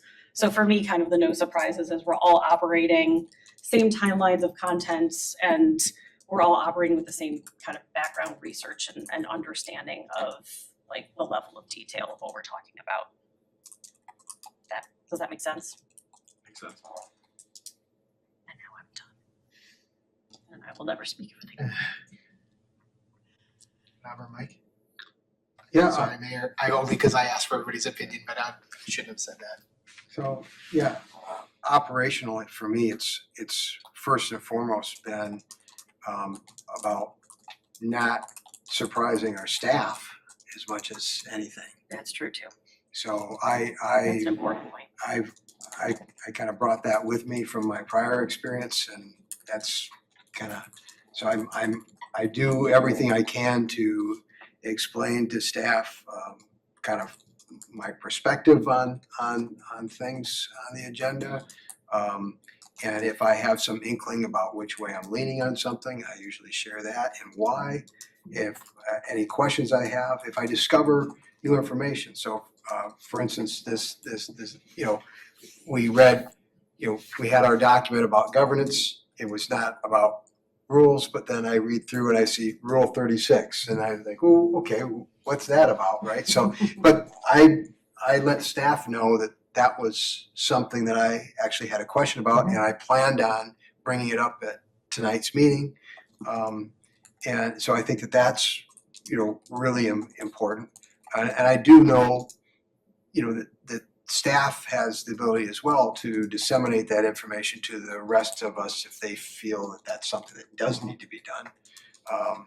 So as far as sharing individually with council members, I agree with you, Leslie. I mean, I much prefer that the things I have to say happen, in the meeting. And I'm not inclined necessarily to call all of you and let you know where, that I plan on bringing up a new business item, right? But I could see where that would be, it could be an advantage. So I usually will do that. So that's, I'm not sure that's something that I agree with, so. I think if it's something really, maybe if it's something controversial, be a good thing. Thinking back to the library situation, right? I think I tripped up on that, to be frank. Yeah. If nothing else, hey, here's, and this is, I've had discussions with some of you before, so, here's my new business item and here's why I'm bringing it forward, right? Would be helpful.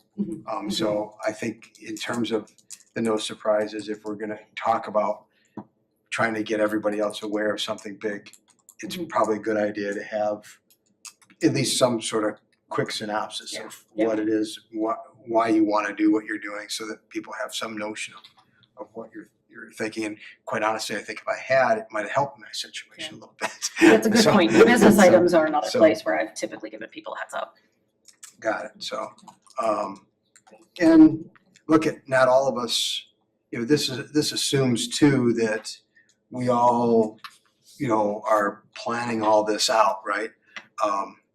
it's not every time that, I mean, it's our prerogative to bring something up in a meeting if we want to, right? And it's, you don't always know ahead of time what you're going to say, and so there's that too. But just, have I answered your question enough? It's your take on it, it's, That's kind of my. there is no right or wrong, just. I think that the general notion is, right, that we don't want to be surprised at a meeting with something big, right, that has some major importance. And we don't want to feel like some people have information that others don't have. I agree with that notion. I'm just not, I'm not sure exactly the way to, so, I mean, the idea about sharing new business items, I mean, sure, we could, I could get on board with calling everybody up, I guess, and if that's gonna be the expectation, I'm willing to play ball there. I don't wanna have a lot of conversation outside of the meetings. So I try to minimize that. Sometimes the way I will just catch somebody like, hey, put this forward. you know, Sure. something like that. Right. So, Rob? Yeah. You're I next. see it as kind of a twofold thing. First, when I first read the no surprise, I thought it was for the benefit of the staff too. So the first time I'm saying something isn't surprising staff when we're sitting up at the dais, right? Yeah. Yeah. Because it's just not fair. Work everyone puts in here. If there's something I'm going to say up there, I think they deserve a right to hear it from me first, and for us to have a discussion if it's something new, something controversial. But also, if I'm introducing new business or in my report, if there's something I think is going to be controversial, and honestly, it's a new business item, and this might just be because I'm new at this. I'm going to reach out to you guys because you may see something completely different that I'm missing. And I think it's important to, if I'm doing something with new business now, to make sure that I'm got the proper perspective.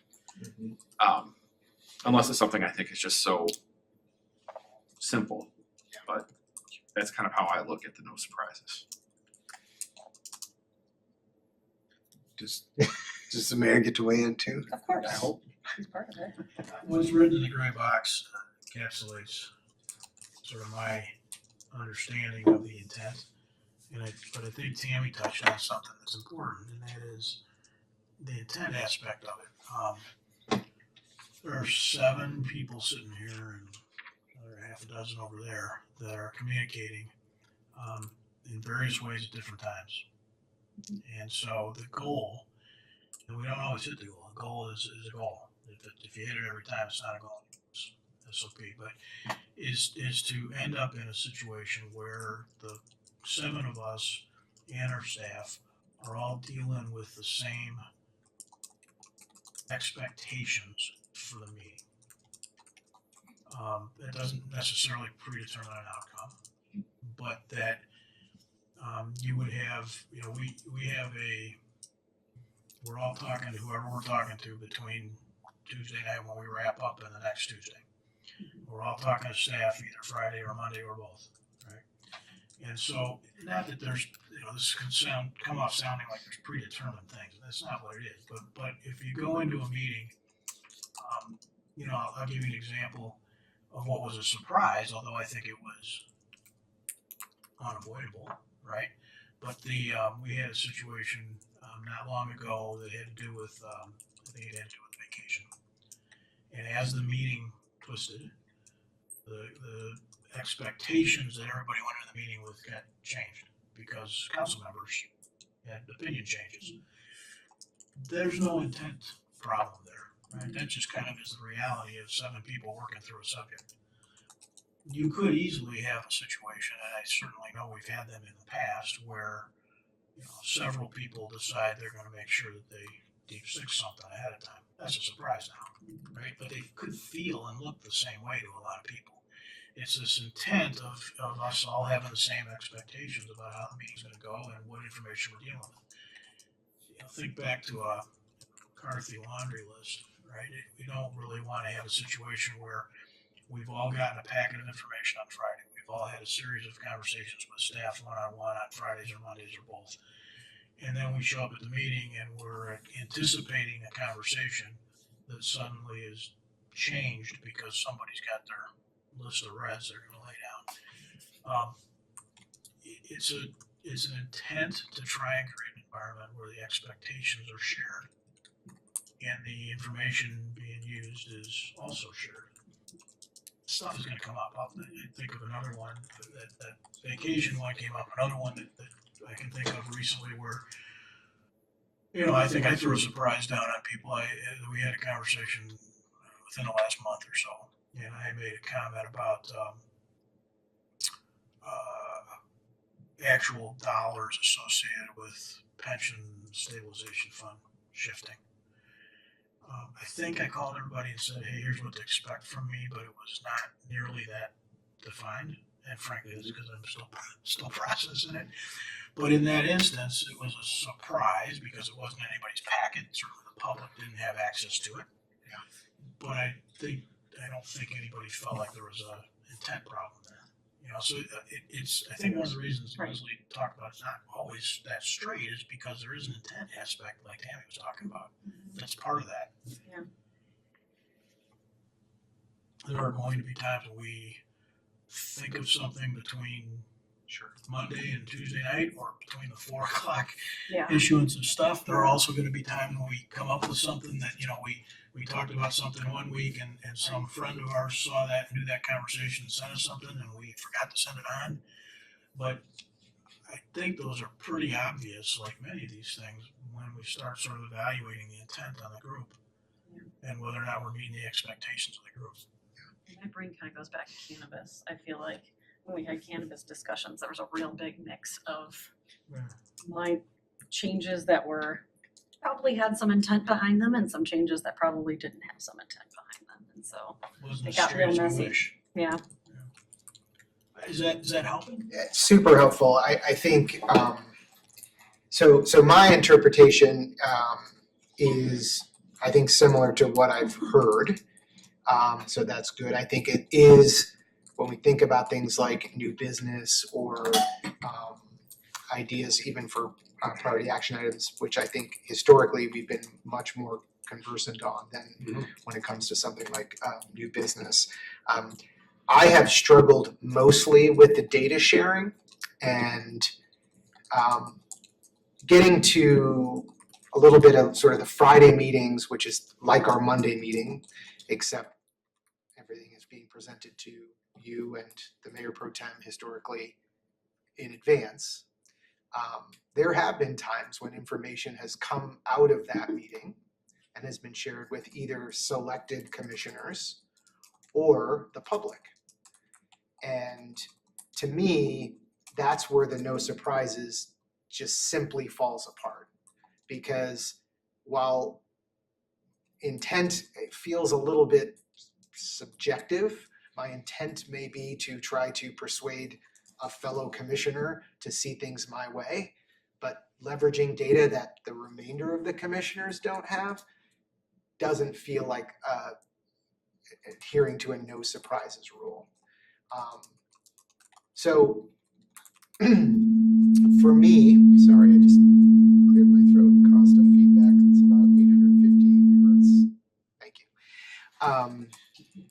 For me, it has more to do with making sure, as Leslie said, that the data that we all need to make decisions or that we're all provided, whether that's from staff, which is typically where I've had concerns, not from staff, but from council members, members of this council sharing information prematurely.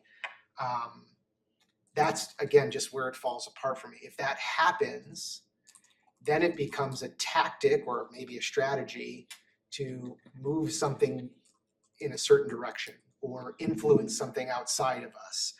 And I need to just make sure that we as a body agree that that type of information sharing is just simply not tolerated. I don't. So let me put a finer point on it. At the time of the meeting, you know, part of what's worded here is pretty intentional about the meeting. key concepts, topics, and comments to be addressed during a council meeting. The timing of somebody receiving information is always going to vary. It's going to vary from whether we do Friday, Monday, or everybody on Monday. It's still going to vary. There are council members who have to be Tuesday. Yeah, I get that. That I That's get. always Yeah. going to be a variance. The other part of that that's always going to vary is that every one of us is communicating with both each other and with staff at different times. And so the actual information, what needs to happen in my mind, and my perception, to try and clarify. Yeah. Not that we agree. No. But is that a Tuesday night when we're all sitting there, we're trying to have the same information, that is unlikely to always be the case that we all have it at the exact same time. I'm not suggesting that we can. And your clarification on the meeting is a fair point. What I would say though is in the example that Leslie gave, where there was information not shared that was known to other select commissioners, that is a surprise, and that is others knowing information that could be disseminated sooner. Of course, we can't all get all the information at the same time. It's what we do with it. So I'll give you an example because I think it's helpful. We had a discussion around Prairie and Forest where we had temporarily closed forest at Prairie as sort of this was very early on in my time on the council, but as sort of a test to see what it would do to traffic patterns. And we were awaiting as a council those numbers, what it did to the other streets. And there was a request from a council member during the Friday meeting for those numbers. Those numbers were provided because I believe staff was doing what they were asked for in that meeting, which has also led to some of my concern about that meeting, but we've had that discussion, and so I don't want to rehash that. That information, which ended up being incorrect, and I'm not trying to rehash this, it's just to make the point that the information was incorrect. It was shared with other select commissioners who one commissioner was trying to persuade to go a certain way on the thing, days before the rest of us got it. And so we were sort of sitting, waiting, or we weren't even supposed to get it. We only got it because it was requested early, because the counts weren't complete. Too much detail. The point was there was information that was received by some, leveraged to move others that did not feel like a no surprises for the meeting. So that's, I think, where I'm struggling with this concept in regards to, of course, we can't all get the data, the information, but we can all have a professional courtesy to wait to act on the data until we all do have it. And I just fundamentally don't think that because someone's meeting is booked on a Monday morning and someone else is booked on a Monday afternoon, or someone has a meeting Friday afternoon, that gives them 3 more days to persuade and disseminate. That's all. So that's, from one of my perspectives, one of the biggest things about this no surprises. We are not all working from the same starting line in that case. So I think what we're talking about are two different things a little bit. I think the no surprises, my take on the no surprises is a little different than everybody getting the same information at the same time. 'Cause we I'm already- not saying the same time. well, Right? well, So let me make sure that's clear. Of course, it can't be the same time. Right, within some sort of range, obviously, but the idea that there would be information on Friday versus information on Monday, right, there's a big gap in there, right? Is, I perceive very, very different, a very, very different subject than the no surprises that's intended here. Because whether it's Friday, or whether it's Monday, or whether it's Tuesday morning, have it for the meeting Tuesday night. In my mind, that satisfies the premise of no surprises. So in Leslie's example of the Mayor Pro Tem, that is not an example of no surprises? But there was information though that, like, we didn't, like, extra information that some of us wouldn't have had. That the but mayor yes. had, Mhm. was shared with certain people that others did not. That is exactly what That I I'm, did not get from the mayor that though. you did not get for, that's You didn't get from the mayor. Correct. Right, but the information available for Tuesday night's meeting, in which we were all being asked to make a decision, was available to everybody prior to Tuesday night's meeting. okay. So your distinction I think there's a isn't, distinction. I see. I think they're separate subjects. I'm not saying that what you're saying, bringing up is not potentially a problem. That's not what I'm saying. I think they're different subjects. When we talk about no surprises, and we talk about, Martin's example early on about thought it was gonna be a 7-0 vote and now it's not. Yeah. Yeah. right? Or if somebody has a report that provides some data that might make somebody wanna make a different decision at a meeting. Those are different things, I think, than what you're describing. But the data, okay, I don't see the distinction between data that I pull from somewhere and data we get from staff, whether or not that's shared in a timely fashion. I'm not sure why that you're seeing a distinction between that. And I would argue that maybe there's also a feeling of the idea of knowing what a vote's gonna be, generally 5-2 versus 7-0.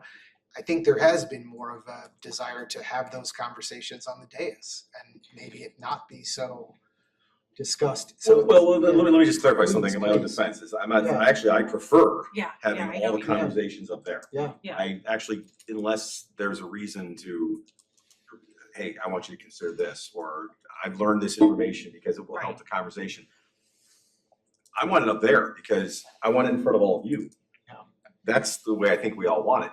What I'm talking about is when you have no reason to believe that there's gonna be any opposition to an issue. And we have lots of issues that are 7-0. How many of our votes are 7-0? And especially when it's the same contract year after year after year, it's probably gonna be 7-0. Yeah. And if someone's gonna come in and all of a sudden, hey, Mike and Tammy talked and we think that this is an immoral contract. Well, this is the first time hearing this. So it's not an expectation that it's going to be 7-0. It's, I would have liked to have known that Mike and Tammy, in my hypothetical example, had this moral aversion to whatever the issue was. I would have liked to have known that. Can I pick on you for a second? I could participate in the I'm conversation. gonna pick on you. for a second. That's what I'm talking about. Why would you have liked to know?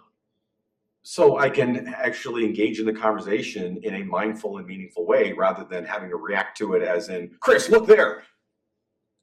I'd rather say, hold on a minute, there's something over there, take a moment, look at it, and then I would like to discuss what you saw. That's what I mean. I think most of us, whether we're in private, public or private setting, sure, in your company, you don't like things to be thrown at you.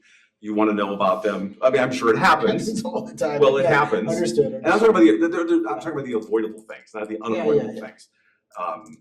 Because I think it helps us be better decision makers, and I think it helps us then have a better conversation up on the dais when we have an opportunity to think about it as adults and not, I'm gonna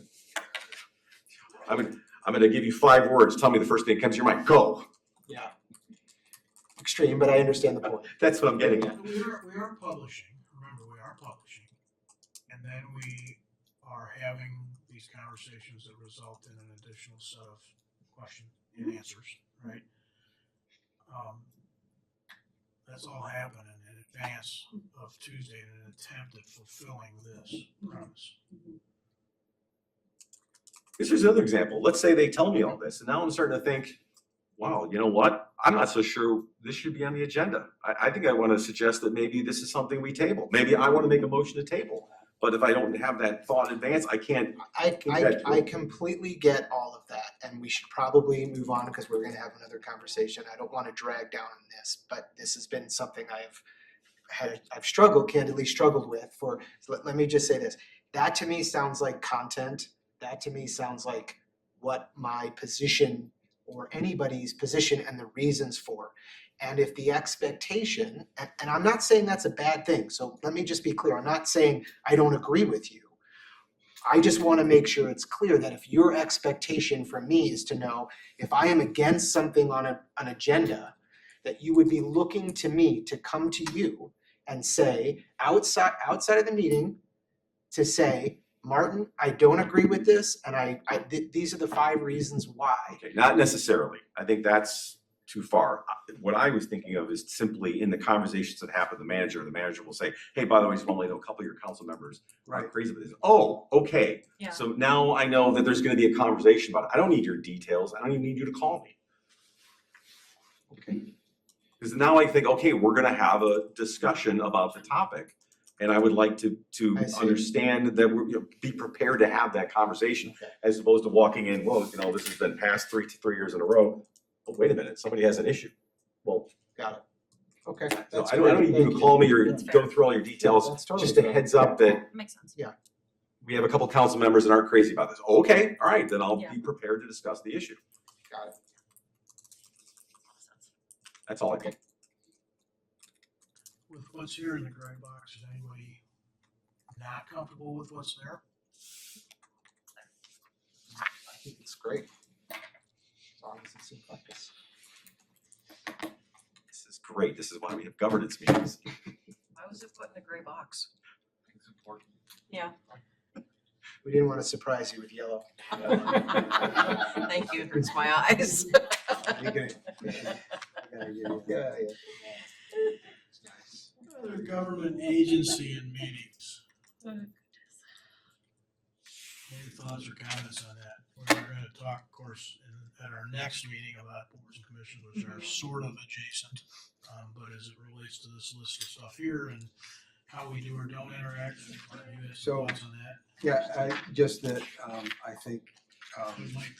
yeah, yep, I think Downers Grove Township as well as maybe other townships ought to be listed, since we're putting together a list. Yeah, Understanding it's not an all-inclusive list, but we've gone through that's we've true. gone through and made a list of agencies with which we overlap.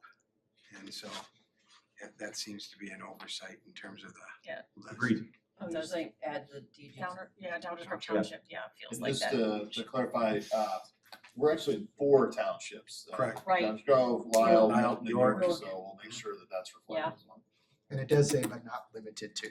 And I can tell you that this is not a surprise to staff, because I shared that with them in advance of the meeting. And share with me. Teacher's pet. So this list is interesting because then it begs the question of what are we gonna do with it? Yeah. And there have been times when we went as far as to have designated liaisons from the council to these organizations where somebody would not necessarily have to go to all their meetings, but kind of keep an eye on it. Yeah. And then during those reports that pertain to the village, we would just say, FYI, I was at I think a Lyle Township meeting or Mhm. DuPage County, and the two of you have gone to the Illinois Municipal League and come back with great reports. We used to do that with National League of Cities. We used to do that with Metropolitan Mayor's Caucus. I get nobody needs another meeting in their life. So it's a question of, what do we want to do? Because there is a lot of valuable information, and the Yes. two of you have demonstrated that. Yeah, I'm bummed because I can't go to Iowa this year because I'll be in There's Italy. a lot of valuable information, and there's heads ups and talk about us all having the same information. We don't operate in a vacuum. There's a lot of things going on around us. That has happened, but it's work. So I think there's value in having a liaison, an official one at least, to both DG, EDC and downtown management. I know that there's history as to why we kind of took folks off downtown management, but it really doesn't make sense to me why we have somebody on EDC and we don't on downtown management. I'd like to learn about that. I would I like, agree with you. there's both. I know, but, and I'm fine, I would be fine with it. But I think there's truly value in having kind of, with as closely as we work, I think there's value in We having fund that, representation 100%. on there. And we fund a lot of 100%. their organization, Well, so I think we have an obligation to do it. I think so too. Do we have any insight as to why the That's DMG? And then or the I D- also the- think there's value, especially as we've been talking about the library as well, to have a closer connection with the library. Ever heard that before? And yes, I'm volunteering to do one of those too, it's fine. Get Leslie down for 4 so far. Well, and actually, that's a good point, because it has to be collectively, and everybody's very busy, I get it. But if we're gonna make these kind of commitments, and I don't think we never necessarily have to do everybody in the list, because some things, No. like Metropolitan Mayor's Office, may be just the mayor. Other things might be more for staff. But that we have some kind of antenna out. Others, I completely agree. The library, maybe the county, the school districts, we used to have liaisons there. And again, you don't necessarily have to go to a meeting. Everything's electronic and you can attend virtually. It's just sort of doo-doo-doo-doo-doo. 'Cause, I mean, I remember the meetings when, for the love So- of Mike, so where somebody, the liaison would be sitting in the audience and the board is sitting there talking about, what did the village council mean about X, Y, Z? Hello, I can tell you. Well, So to talk about, to use the term elephant in the room, here's my recollection of how this didn't shake out and why it didn't continue. Right? Two reasons. One was council liaisons just didn't do the work. They just simply didn't do the work. That's all of us looking in the mirror and saying, are we actually gonna do that? Because that's what reality was. We had liaisons to a bunch of different entities, and the truth is council members did not do that job. So there was a certain amount of, if we're not gonna either read the minutes online or go to a meeting or even engage, then what are we doing it for? Right. That was one thing. The other thing that came out was, as bad choice of words, the other thing that sometimes was uncomfortable was you'd be sitting and somebody would say, what did the council mean? And the council member, sometimes would do that job well and sometimes wouldn't do that job quite so well. And so that was the uncomfortable things that were going on that kind of caused this to fade. And it's not to say that it couldn't be really useful. It could be really useful, but it sort of depends on the seven of us to do it. Yes, it does. Yeah, right. Actually do the Yep. work and to be pretty serious and pretty diligent and frankly pretty adult and professional about sitting there and having somebody say, well, what did you mean? Or I heard this about the council, and having the, sense to do that in a way that everybody would be good with, Yeah, so I agree with what you said, Mayor. I think it is definitely a function of how much the input in is the output, right? When I look at this list, let's keep EDC and DMC aside for just a second, and the library too. Well, let's talk about this. I think those are super important to have liaisons on. I'm not sure why the downtown management group doesn't have one, and hasn't since 15. And maybe there's a great reason, and that's not me sort of pointing any fingers. But to Leslie's point, these are two bodies that we fund. It is very important, and let's not forget how much attention we put on downtown with our streetscape planning, our guiding DG work. That feels like a liaison makes sense to me, since we actually have that in our agreement. On the rest of, and the library, of course, I feel the same way about, and I think we've had some challenges with communication, and what a great way, Martin, I think this is something you brought up a while back, that we used to do this. What a great idea to look at that. So I would be very interested in volunteering, Leslie, for number 5. Wait, was that volunteering comma Leslie, or was that volunteering Volunteering Leslie me. comma? Volunteering Leslie, I already volunteered. so. exclamation point. These others, can we start small? Yeah. Can we ask these organizations to come and talk to us?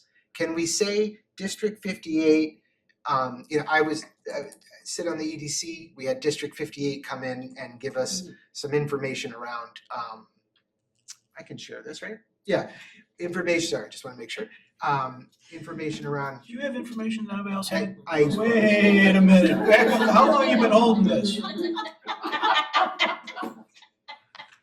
comment withdrawn. No, it was just talk about population changes in the district, and I thought, wow, that's really interesting, and it sort of was thinking EDC. But I also feel like as a council, it would be great to have them come and update what their plans are.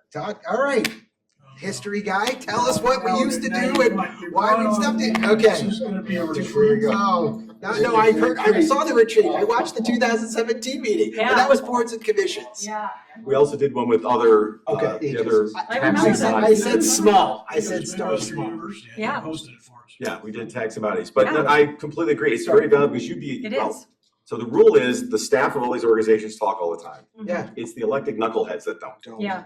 And so it's very valuable for the elected people to, this is how, for example, that we're sharing the building with District 58. Yeah. Conversations like that start. Understood. So whether it's a super retreat or whether it's just a meeting somewhere, I just, even just coming and like giving us what their hallelujah. planning is, all that stuff. That sounds like a real good way to start small and Yeah. and take a little bite. Yes. Would be to just ask these The folks. Park District just finished their strategic plan. Yeah, They did. But asking them to come. Yeah. Just talk to us. Just, we'd like to learn more about what's going on, so. Great idea. That's one thing. For the sake of time, maybe we could talk a little bit about the EDC and the Downtown Management Group and that organization as it pertains to, they're not boards and commissions, right? These are nonprofit organizations that we have agreements with. Do we want to talk about this now, or I just have a point I want to make about the appointment process? Or do we want to wait until that's board and commission? Because I feel like we're going to be talking appointment process then. Chris, I tried to set expectations Yeah. at the beginning of this, and I don't know if this is a one meeting, 2 meeting, 3 Okay. meeting thing. We need to do this. I think we have had these meetings in the past where everybody sort of looked at their toes. Yeah. We have the opposite type. That's a Yeah, good thing. okay. Just. So I'll go on record to say that I believe that because these are funded, that they should be council approved appointments. It was made clear in the document that they are not. We have traditionally, historically asked the council to approve those. They are not, apparently. And so I just think, given the spending and given their importance, it would seem to me the council votes on their budgets, we should vote on who gets Can- appointed to. Can I point out, though, that those mayoral appointments are subject to the consent of the village council by resolution? Not for the EDC and No. not for the It says, Downtown Management Group. that's what it says right here, Although not required. although not required. No. In the Neither are past, the required. appointment has been. It's never been required. It's always been done anyway. Yeah, So just in good faith. I just think there's an opportunity to talk about how that can be cleaned up generally around boards and commissions. These in particular, to me, these are taxpayer dollars that we Yeah. are voting on. And I just think the council votes on funding, we should vote on who goes in. My 2 cents. I'm sure that's a little surprise to most of you. So are you saying that this, that basically the idea here would be that there would still be a mayoral appointment? Yes, Mhm. And then the consent, correct. so, Like it has been, so. so just I- formalize that. Yeah. Yeah, I think it's, as witnessed by the whole mayor pro tem situation, Mhm. I think we're kind of dancing around something there, because then it ends up being, okay, the mayor can appoint whoever they want, so long as the council agrees to it. So mayor, keep appointing somebody until it's the person we want. So why even have it as a Not mayoral necessarily appointment? someone that we want, someone we agree. Want, agree, whatever. The idea is that you So gotta it becomes a enforce- council election then. What I'm saying is that it's why not just make it a council It's not, the election? mayor's not appointing anything, it's a The council mayor's not election. appointing. What I'm anything. sugge- That's what the I'm- the what I- effective Well, result of that. most of our boards and commissions are that way. Mhm. Almost all of them are that way. So we can have this discussion now. I'm happy to get Right, into well, that's it. why you said. I'm I don't know trying if this to is the keep time. this focused on some of the other things, but it would be the rule rather than the exception. Now, these are not boards and commissions, so that is a clear difference. However, as I've said, and Leslie made the point, this is tax dollars that we're managing, so. I agree. What do their bylaws say? Do they impact that at all? We would have two things that would have to be reviewed. One is their bylaws, because they may prescribe some things. They would have to Oh, approve And it. then, we would also have to have a review of state law. on the Yeah. subject. Those two things Sure. would have to go. Yeah. Because I don't know if any of us. Well, we also have an operating agreement with them. Yeah. So we have to We make would sure have to that it change wasn't in that. violation of that, so that Yeah. that. I believe the bylaws say they're appointed at whatever process the council That is decides. correct, yeah. But for each one, we'd have to get all that. Yeah. Right. Seven of us would have to. So again, understand all that. It feels more like a boards and commission discussion. I just would hate for it to pass or hate for it to get passed and say, well, that's not a board and commission, so we're not gonna talk about that at governance. So that's my spiel. It's a conversation worth having, probably not at 10-12. What? I said, I think it's a conversation worth having, but probably not at 10-12 right 10, now. 12, yeah. Like, let's look into the legalities Okay. of it before Yeah. we make any decisions. It's an example of Yes. losing So- focus and getting emotional, So so. circulating, I felt that. circulating bylaws I and mean, I remember whatever looking at the structural guide, bylaws. whatever structural guidance. I think we got them. We did, I think we we got them. did, but like, just kind of looking into like helping us, just helping us understand like what would have to be changed if we did that, you know what I mean, like, They're 'cause not all the same. they're all I'm not bad. super smart when it comes to legalities. All right, EDC, downtown management, we're talking about those two things being the same.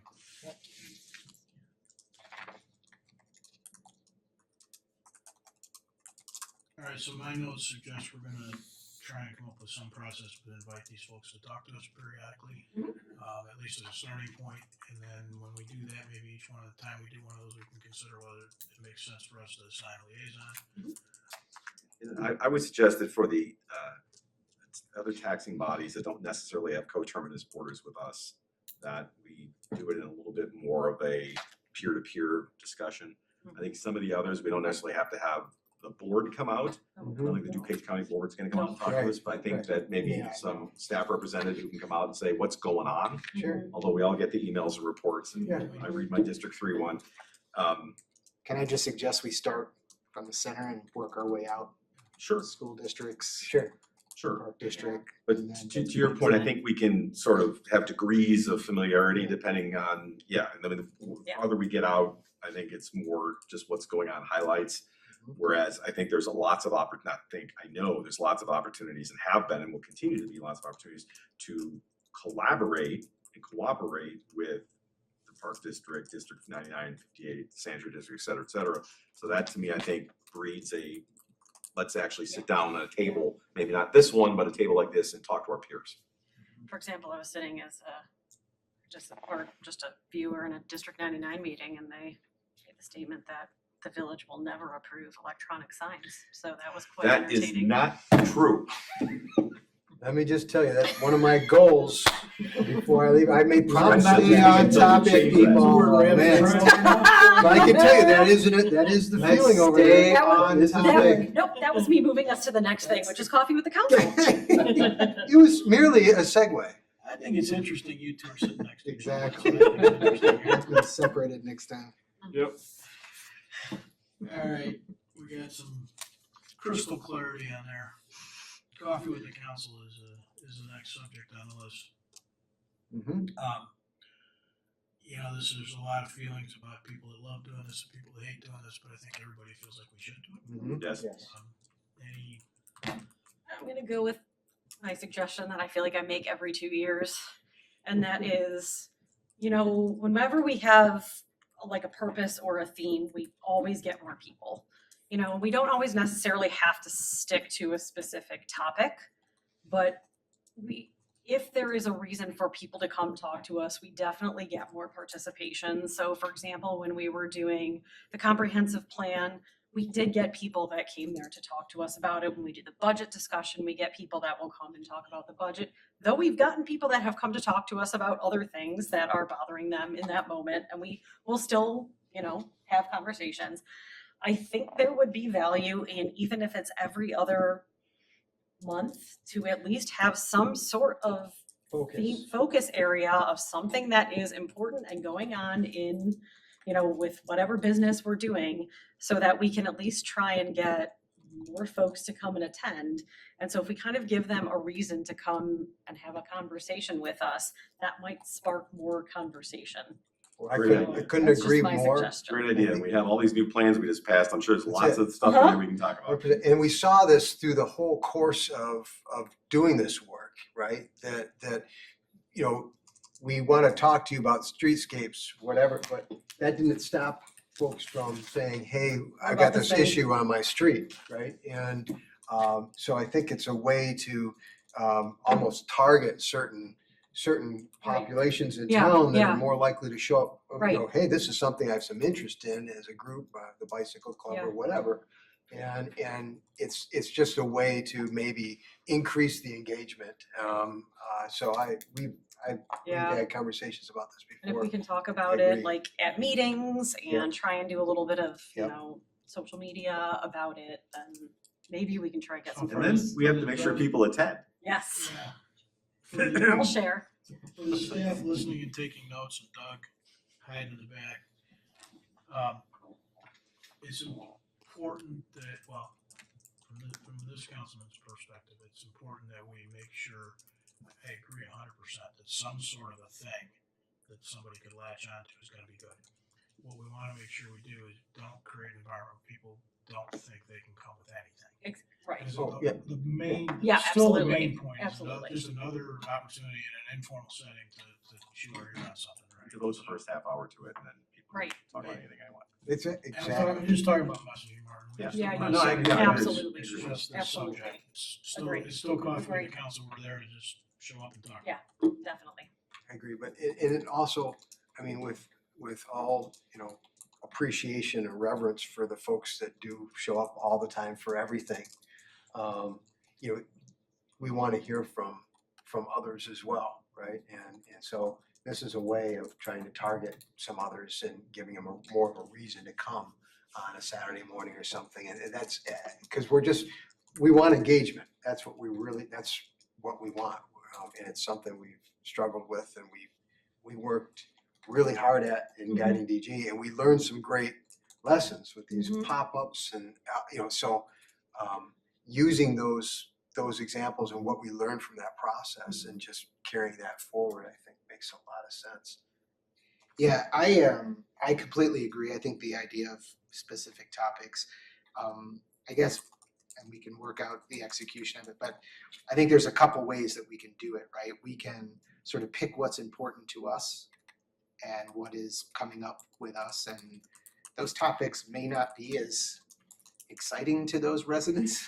I think the budget meeting is fine. We do get more people, but the last two I've been to haven't been attended very well. Or do we think about, and this is obviously just an idea, but do we think about a little more clickbaity? So we're gonna talk about electric scooters. Yeah. Oh, I think it should Okay. be more like that. That's something that has clearly been on people's minds.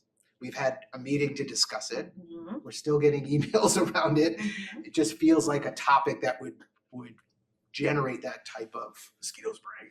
Great. mosquito spray. Honestly, yes, I think we Sure. should be The doing challenge conversations like candidly that. will be, if we're doing it every other month, it's 6 topics, and how do we pick them? But I think the concept of making them more subject targeted feels like something we should do and try and see how it Right. works. And I'm hearing that Mike and Dave are going to be on vacation every single second Saturday of the month for the rest of the year. It's part of the council. I don't know. March. Yeah, right. Might also throw out the idea that these other governmental organizations may have avenues that they use to meet with the public informally as well. And I mean, there's nothing to say that we can't partner with Sure. them at one of their events too.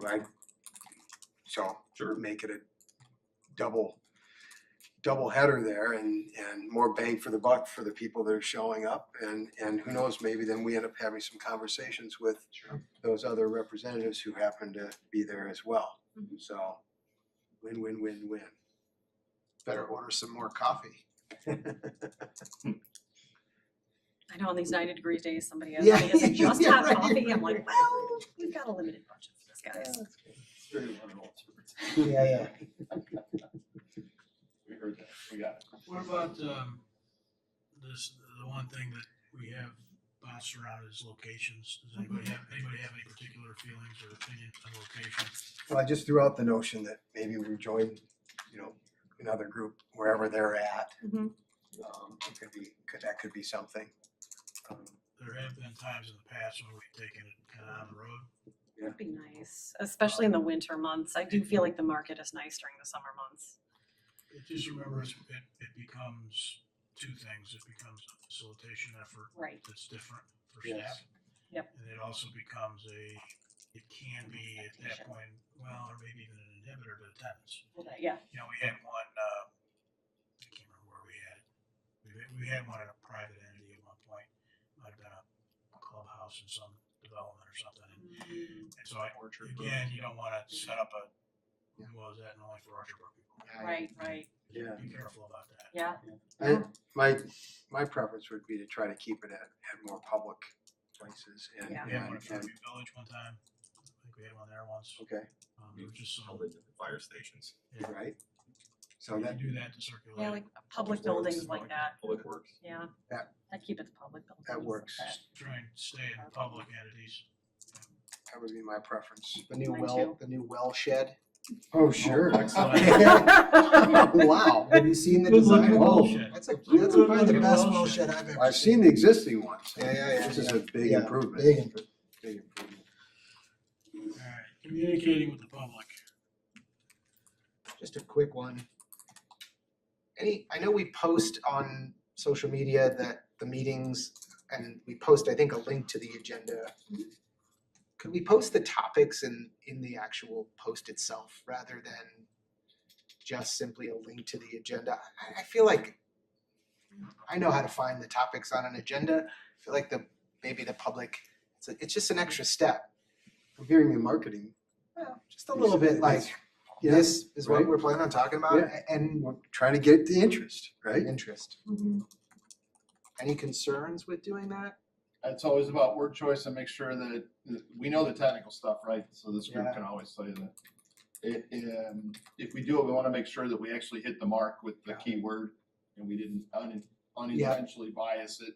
Yep, that's You just fair. have the mayor approve that on Friday morning. Yeah. So if we do it, what would be helpful maybe is we would do it on all documents, including the agenda, right?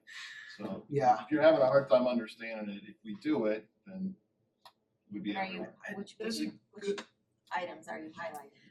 Probably, If it- Readings, Why couldn't you the just list the actions, the agenda? consent, Yeah, I mean, are you picking and It's the whole choosing? I would think I mostly, don't think the whole agenda is my No. intention, Right, I didn't- but I understand, Like active and first reading. yeah, but yeah, I might I, have concerns because the north, yeah, so. Okay. But we hear the general point. What if you did active and first reading stuff, right? I mean. Yeah. cause the concern of like highlighting two, Right, right, That's that's it. what I'm Be worried like- about, Yeah. Which ones, right? that's what I'm worried about. But it is a, no offense, guys, but it's a boring post. it is. I mean, it's the same graphic and a link to the website. Great. I Kinda am is. doom scrolling past that so fast. I mean, We get the point. I'd like to work with Enza and Doug Sure. and figure something out, but we understand what you're asking for, so Yeah. let's see if we can come up with something. Let me play the devil's advocate here. It's almost like the journalism, like you use the expression clickbait, right? I click on an article because I think it's going to talk about something juicy. So I feel that the watering it down or pointing out some things and not others creates a false sense of what the meeting's going to be about. And then people may come with comments that are related or unrelated. I just think it's better to keep it as boring, to use your words, or vanilla as possible, just kind of for the legality's sake or the honesty's sake. I, describe that more. Which is why we, sorry to interrupt, which is why we have, Doing- this has come up in the past, so We we. just link. Yeah, exactly. Let people figure it out. I just don't like the idea of us putting anything on it, because anything we do put on it, other than the words itself, make it a spin. I just think that opens us up to too much ambiguity and problems. Why would we put anything more than, I agree with you, that if There's we no- try and interpret something, that's gonna be, Yeah, right, A so spin, just, yeah. just post the agenda so people can read it. Oh, I'm interested in, we're gonna talk about Prince Pond today. They know that they're interested in that. We don't have to say, hey, come and watch Well, the that's what I Battle would- of I Prince would- Pond. well, no, I think that's what we're saying. Tammy, I think that's what we're we should say suggesting. something about the high rise. that we're going up. But like like for instance, to take the night as a Shifts. for example with this house, but like we would see liquor licenses, comprehensive plan, yeah, governance discussion.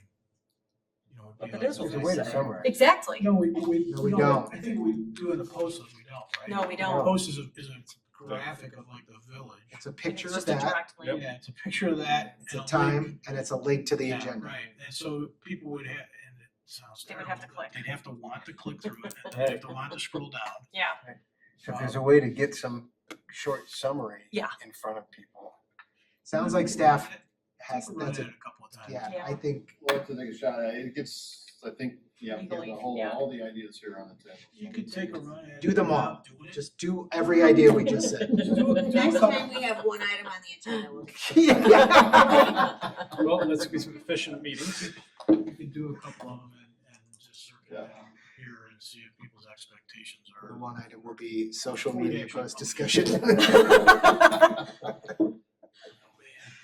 right. Is there anything that people are feeling like we shouldn't be doing or that we're missing?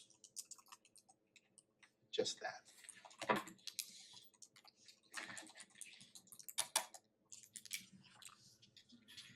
I feel like there should be more TikTok. Instagram. Is that? Oh, yeah. Yeah, it should be. You're talking about communication with the public? Yeah, Instagram. So that Yeah, list, sure. that list, is there stuff that we should? So There's here- some, is there something I else? can't So even- there's here's something an- else here's an that kids are idea. using other than Instagram now? Yeah, So Instagram. here's an idea, and I think Rob, you and I were talking about this. Something else. Probably the council, because we have some residents. We live in this world where there are people who want to communicate through DMs on X, and then there are people that want to go to the library, check things out in hard trap, and then we have everything in between. So we were talking about, is there a way that somebody could get the equivalent of not going, in other words, could they get information about our agenda and certain notices without having to go online? Believe it or not, there are people who do not want to go online. And that's part of our community, maybe a small part of the community, but it's part of the community. And probably bigger than paper you is think. probably not a solution because then they have to go to the paper, we have to mail it, and there's a cost attendant to that. We already do a newsletter, and if you blow up the newsletter, then it just gets complicated. Why couldn't we take basically the equivalent of the newsletter or basic things that are going on and have an AI agent just translate them into a recording and have it available by phone? So that some person who's not comfortable going online can dial a number and they will get, hello, this is Doug from the village, or the AI version of Doug from the village. So the Doug doesn't actually have to do it. I mean, there are tools that will just turn the text into a human sounding voice and it wouldn't have to be, I mean, it would be what, 3-4 minutes. But there are people who want to figure out some other way to get information from us that's not on a computer and they don't want to have to go to the library or come to Village Hall. The technology exists to create a very inviting, just short. It almost reminds me, I'm going to date myself when I say this, but do you remember Movie Times, the Tivoli? Yeah. When you would call it up? Movie phone. Movie phone, thank Yeah, you. movie phone. Movie phone. Why don't you just tell me the name of the movie you want to see? Exactly. Where you just get this short little, like, okay, great, thank you. And it can be updated really easily and in a very automatic way. And it would be, and it's not going to somebody's house or providing them what they ask for at Coffee with the Council, but it's a non-high-tech way to get information to people in a different way. And I don't think it would, I mean, I say this, no one's actually looked into it, but I don't think it would be a big lift. I mean, I'll just say, I love the idea. I think part of our discussion in PAI will be looking at ways we can use AI in other ways to help the village. This sounds like a great first idea in terms of super easy. I'm well aware of the technology and how easy it is to use and how stunningly good it is. So that, if we're gonna focus on one area and that's communication, I am all for that. We could extend it the opposite way for people who have questions, who do wanna go online and using AI bots to respond to that. kind of stuff. Yes, So that's a bigger, much, I think, broader discussion. And there's also an accessibility issue involved, because I'm thinking of our former colleague who had vision challenges and could call up and hear it. Now, I know that doesn't work for everybody, but at least it addresses something different Yeah. that's not completely visual. Yeah, it's a simple avenue that. Super simple. Our older residents like to use the phone. They do. Exactly. So I think I would love to look into that and set some up. I think that's a great idea. Is there older residents, can you give me some feeling? When was your birthday? Oh. 1 year older than that. Oh, Yeah, all right. good residents. We like them. So my age is what Yeah. Sorry, Mark. You didn't know he did that when he did that, but Yeah, notes that make sense to have. yes, sir. All right, responding to inquiries from the press. no comment. All good. I don't know if this, I'm just gonna make this comment. I think the way this team handles crises, issues that hit our village in terms of communication is outstanding. Second to none. Outstanding. The way I'm kept informed, the way the public has been kept informed where we can, I think we do a great job. I wouldn't change a thing. Everybody feel the same way? Yes. Responding to resident inquiries and requests for service. This happens to varying people in varying degrees and every subject under the moon. I love it when I read the email and Dave's already responded and addressed the issues. Yeah, this pretty well summarizes what's happening. Yeah, does everybody feel like they get service they're looking for with that? Yeah. Neighborhood meetings, not very often. I think there's two subjects here and weave into the next meeting we're gonna have a little bit. I mean, that is sort of the role of council in those meetings. Yeah. Are we expecting to go, are we expecting to not go, are we expecting to say something, not say something? Mhm. If you go, it's pretty likely somebody's gonna want you to weigh in on stuff. Thoughts, comments? I like it the way it is. I understand it. It's fine. Okay. So directed work by staff, otherwise known as 4-hour rule. There was a council question about that today, which I assume everybody saw. Asked and answered. I got a chance to see it. Mhm. Any thoughts, comments, reactions? Like it's first of all, I assume everybody understands it. Mhm. And for those that have been around, do they feel like it served them well? I think it's, I think I used it once. it's worked well. I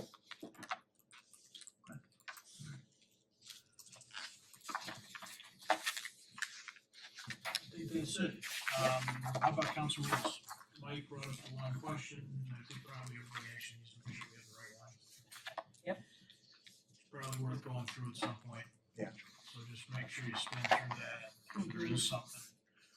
We will have another one of these meetings, bring it up. Okay? Yep.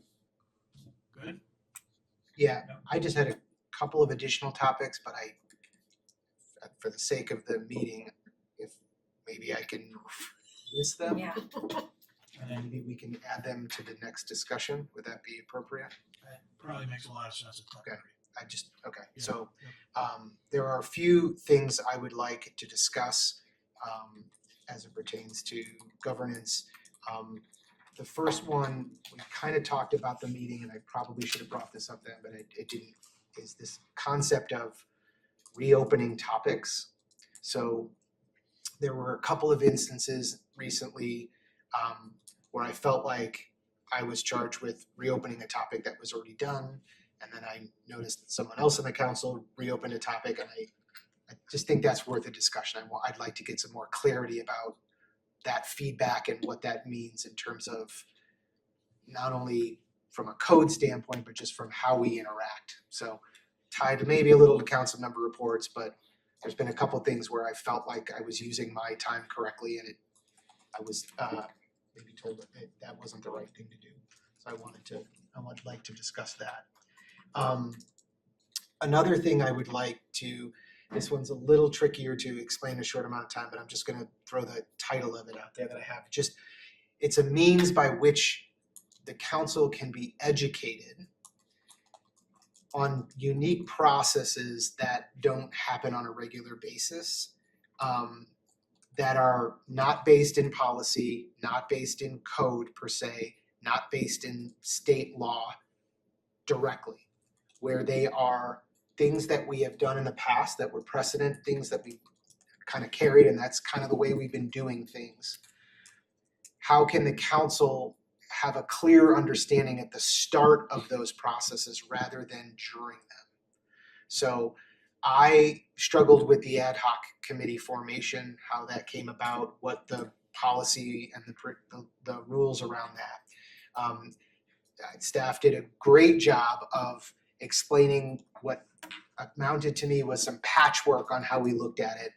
Why the mayor gets to appoint them is through this sort of state law catch. Well, I don't want to get through all the details because I might have forgotten a few things, but it seemed to be a few things, not least of which was sort of this is how we've done it. This is how historically we've done it, and we've relied on precedent. And I think that, and those may be perfectly legitimate ways to go about it. I think for my sake, it would be good to understand when it's not like as clear in the code why we are doing things a certain way. Would another example be, pick on YouTube, but trying to help them ahead of time with how we manage performance reviews? Is that a similar kind of an example? I mean, I had performance reviews as another topic here, but yes, great segue. Way to get the meeting moving along. So that's this idea of just sort of like, I don't know, I had in my head like a description of maybe how we got to this process in some, just on the things that aren't sort of routine or aren't obvious, or really where I want this to, is also to make sure we're looking, if there are things that were precedent in 2003 and 2004, like I think it's an opportunity for us to go, okay, do we still feel this is the best way to do it? So it's hard to get to that stuff just through council questions and Monday meetings in terms of like having to think of all the things to ask to explain that. So that's just one thing. The other thing was, we'll talk about the performance reviews.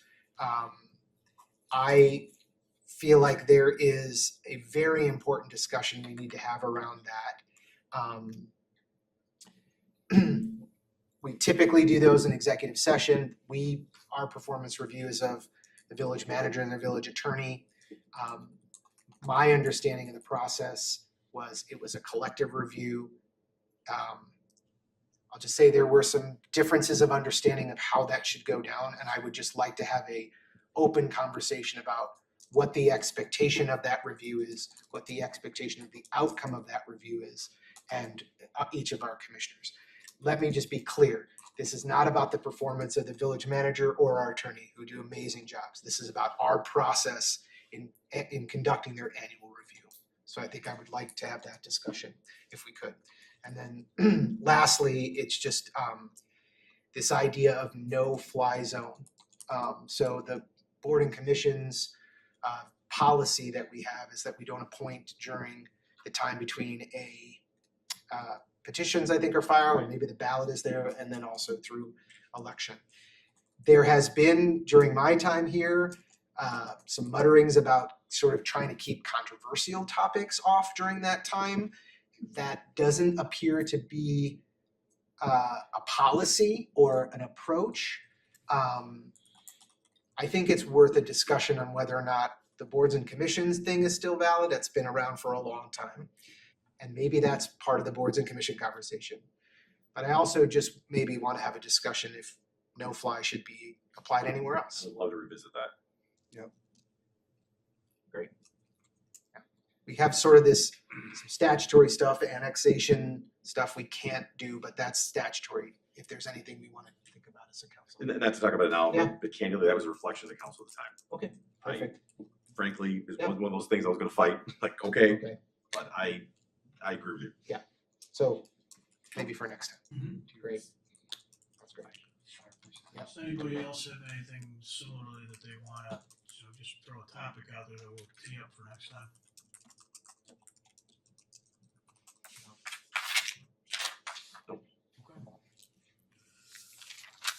All right, last thing on our agenda tonight is Chris' new business item. Chris, you wanna actually do that, start that at 10:40, or you wanna do the same thing, introduce it and continue it? It's your prerogative. I think I'm gonna introduce it just for the sake of moving it along. So I just asked this new business item be added.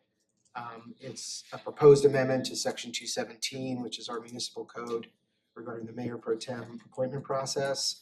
I would just simply like this code revised so that we have a mayor pro tem seated. What I'm proposing does not remove the mayor's authority to nominate. It preserves that authority, but it also provides a structured fallback, just to ensure that the role does not remain vacant indefinitely. This approach mirrors the logic in our emergency succession ordinance, where the most senior council member steps in and applies here to what I think is just closing a gap that this code leaves. Specifically, I'd like us to consider directing staff to draft revisions to the code 2.17 that reflect this kind of thinking. A nomination of the mayor, followed by a 21-day window for a second nomination if the first is rejected. And if that fails, then the appointment goes based on tenure and service history. This would, in my opinion, create a clear and fair and apolitical process that ensures continuity without inviting gridlock. Many communities use this or a variation of this when appointing their mayor pro tem. And as I said, it aligns with our emergency succession plan. I've spoken to many of you about this. My take here is that there is an interest to having this discussion. I hope we can agree on that and moving it forward tonight. And I would just make the motion to instruct staff to draft language that revises Municipal Code 2.17, to reflect the changes I'm proposing. I would second that. Any additional conversation, questions? Sure. Well, thank you for the heads up on this. I appreciate it. Heads up sitting next to you when you told me. Yeah. I understand why you're bringing this forward. And my issue is more about timing and process, because I also think it's too narrow. Timing. We've had great conversations tonight. And this has been a very positive governance meeting. I've seen some in the past that weren't so positive because they were particular. This one was pretty positive, I think it's all. I would like to see this governance conversation continue and maybe make this item unnecessary. Let me explain what I mean. We've had a really good start to this conversation. We're going to be talking about appointment processes. You've already talked about a couple of things that kind of relate to this, like what does the mayor do and what happens if the mayor's appointments don't jive with the rest of the council. I have questions about, similar to Mike, does something like this turn it into basically council elected as opposed to mayor appointed, to where yes, the mayor is appointing, but essentially the council is electing someone from their own. I have questions about that. I think we need to actually research them. And I've looked at other communities too, and I think there may be a little bit of difference between this and what some of those other communities say. I don't know the answers, but I think that it would take some time to figure that out. I would like to see if we can work through consensus a solution to this issue. I'm not convinced that there's no solution to concluding this in a positive way under our existing rules. Number two, I already mentioned, I have some concerns about what this might do. I also have a concern, and this isn't trying to suggest anything other than you were trying to efficiently move things forward, which I appreciate. But just stepping back for a moment, I'm concerned about precedent, talking about precedent, in that we have an issue, and instead of working it through together using our existing system, let's change the system. Let's change the rules because we can't solve it. I have not given up on solving the issue, which is solving the mayor pro tem appointment through the seven of us on the existing process. I would also ask that if this goes forward, that we do further research on what this actually means for our form of government, because there's an argument, I mean, for all I know, maybe we've been doing it wrong all this time and it should be the mayor's prerogative, period. I don't know. Again, haven't looked into it. So I guess where I'm coming is my view on this. While I appreciate it coming forward, I understand why it's coming forward. I would like to give us some more time, not to say no, but could we defer it for a brief period of time until we finish our governance conversation? That's my only question. So from my perspective, I wouldn't even imagine that this could take effect during our next 2 years, right? I would imagine it Good could point. only, so for me, I want to only move forward so that we can explore kind of the legalities of kind of what our next moves are. Overtaking our time. excellent point. That's all my only concerns. I would like to try to fix this amongst But so- ourselves, but if we have the time to do that, I'm fine. So yeah, so when I had the conversation with my Monday call with staff, you know, I kind of like asked like, what are the legalities of this? You know, can we move forward with this? And the answer for me was, we'll only look into this if we vote to move forward. So I kind of feel like the only way that we can kind of move forward and kind of figure this out is if we, you know what I mean? Like if I we- do if know what we- you mean, and I'm not Yeah, saying yeah, yeah, don't look into it, because I have lots of questions. I'm only saying that rather than moving it forward tonight, can we have our next governance conversation and then move it forward? That's all I'm saying. Yeah, I mean, with all due respect, it's been 2 months, there hasn't been any, I know. I'll let you talk, let me just, there hasn't been any movement on it as far as I'm concerned. And given, I would say, some pretty, given how important this seemed at the time we were making the first nomination, to now all of a sudden say we should take some time. I think what this, and the idea of working it out amongst us is a great idea. That has to, but there's no reason we can't do that and still move forward with this. It's the exact same thing, except that we have some work that staff needs to do to give us the information. This is the first I'm hearing that it would have to wait 2 years. I think we have to make sure we understand that before we start, you know, And looking that would at be, that. that would be part of looking at the legality of it. That's my only Right. thing is, I would like to just get that Okay, piece started, fair is just looking at the legality of Fair it. point. And Okay. that doesn't give us a like next date of Yeah. the next meeting Fair when we point. would be discussing it. And the thing for me is, I like you, like, I'm not gonna assume, I like many of us, want this decided and moved forward and moved on from so that we can get on to other Yes. things. I'm less concerned with your, after getting the new information I didn't Yeah, so that was my have. See, Mon- it's changed my. yeah, so that was my Monday call. I asked like, hey, so is this kind of like a legality, like can we kind of do this? And so, Okay. yeah, that was my question, and the answer was kind of, well, if we move forward, we'll kind of look into that, so. As if the only way we'll know is to move this forward. Yeah, that's the premise. I think there's a ton of value just moving it forward, just to.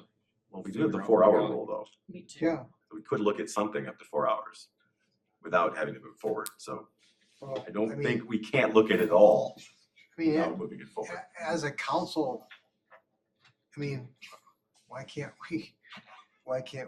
we need this in place to direct staff to spend time looking into this? I don't understand why we can't, the 7 of us say that's what we want them to do and tell them to do it.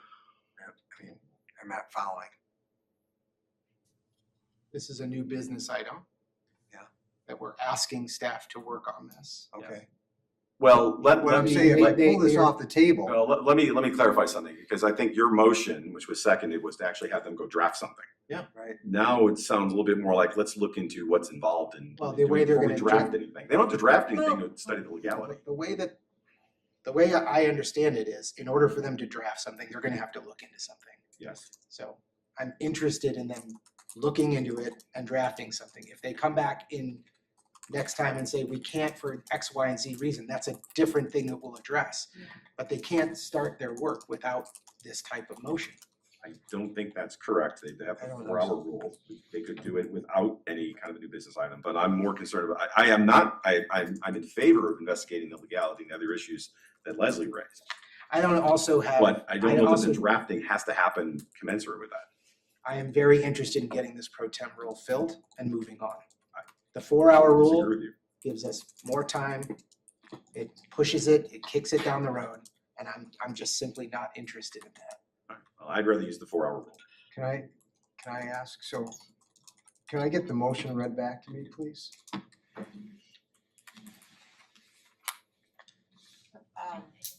This is what I have. A motion to direct staff to draft the amendment to 2.17. And then as described by Commissioner Gilmore. To reflect the Yeah. changing I've proposed, Yeah, to changes I've reflect the- proposed, Yeah, yes, to reflect the which are, change in the which new is in the business. report. So, I'm all in favor of, what was in the synopsis here. I would like to discuss amending section 2.17, the portion of our code that establishes the process by which Mayor Pro Tem is appointed. And I think that's kind of what Martin was getting to, is that, and quite honestly, I was hoping we were gonna have this discussion, with or without the new business item, that this would organically come out of our governance discussions that we're now having. And so I'm just a little concerned that I'm being put into a place of, I'm voting in the affirmative to have them draft this change without the benefit of first having a discussion about amending this section of the code and understanding all the ins and outs of it and taking advantage of that 4-hour rule. That discussion would occur during the first reading. And I would assume staff would draft it and give us information that would pertain to whether or not this can be done, or what requirements, or whatever the, We generally have a high degree of deference to new business requests as a general principle, the way we've operated. Correct. For those that asked, they would have heard over the last 2 months, and some of you did ask. Then my hope was to have a conversation during our governance meetings about what is a mayor pro tem, why do we have one, do we need one, what does the state law say? Let's talk about that and fully understand it before we make any decisions about actions to take. We haven't got to that part of our governance meeting yet, so we can certainly do this. And I think collectively as an organization, if you look back over time, we have, as I said, a high degree of deference to the business items. I think that when somebody brings them up, they should be heard. I also think this would be a mistake, and it's very much a horse before the cart without a bunch of information, because it does prescribe a specific resolution. It does not work in any kind of collective way to get a resolution other than the collective would vote on it. That to me seems like a mistake. It's not a fair characterization to suggest that a lot of communities do this. A lot of communities do a variety of things, which is what I said. and so That's what I said in there. this is, that would be something I would assume we would all want to know. So I think that would be an error, because I think we ought to at least have our next governance conversation and talk specifically about what a mayor pro tem is and why we have one. There are some assumptions that may not be accurate. But that said, since we're trying to facilitate meetings, we historically try and allow subjects to be brought and go forward with discussion and debating and studying them. So, Why, knowing that we're gonna have further discussion, what's the urgency in waiting to move this motion forward to a vote? This is, Mayor Pro Tem has not been a part of any governance conversation that I've been involved in. It did not make our packet as a topic that we would discuss. So to me, the item appeared to be a non-discussing, an item we were not gonna discuss. And so just because the mayor says we're gonna discuss it, doesn't necessarily mean we are. And as I've said in previous meetings, this has been too long to sit without this position. If the council doesn't agree to change this code, so be it, but it's time to take some action on it. So the effect here tonight is if we vote in the affirmative, we're moving this to a first reading, Correct. correct? So for the benefit of everybody understanding. At some point. At a later date, yeah. And just for the record, I did express my expectation last week that we would be talking about the mayor pro tem process during this governance meeting. So I know whatever is or isn't in here. But we also, like I said, we also have a lot of things to talk about with governance. Yeah. And so We this do. to me does not necessarily fit quite in governance. This to me is more about the appointment process. Yes, So, and I recognize that you had also added, how do we appoint representative to the EDC? How do we appoint the representative downtown management? And there were some similarities there in terms of that process, which the council, right now, that's a mayor appointment, let's formalize it, make it council approval. Play this out, same thing happens for EDC representative. How would we solve that? I suspect you would suggest something similar to what you I drafted. would. Well, that's why to me, it's all kind of related. okay, I just. I'm not asking you Yeah, to it's agree with fine. me, I'm Okay. just explaining myself. Yeah, So one of the fundamental questions that we all need to ask ourselves over the next 2-3 weeks as we work through this, is whether or not we think, because we don't like the current situation, we want to change the structure that's been in place for 25 years and has resulted in what we have today up to this point. Or whether we think, because we don't like the current situation, change the rules and change the way we govern and the way we interact with each other. I think that's a pretty big question.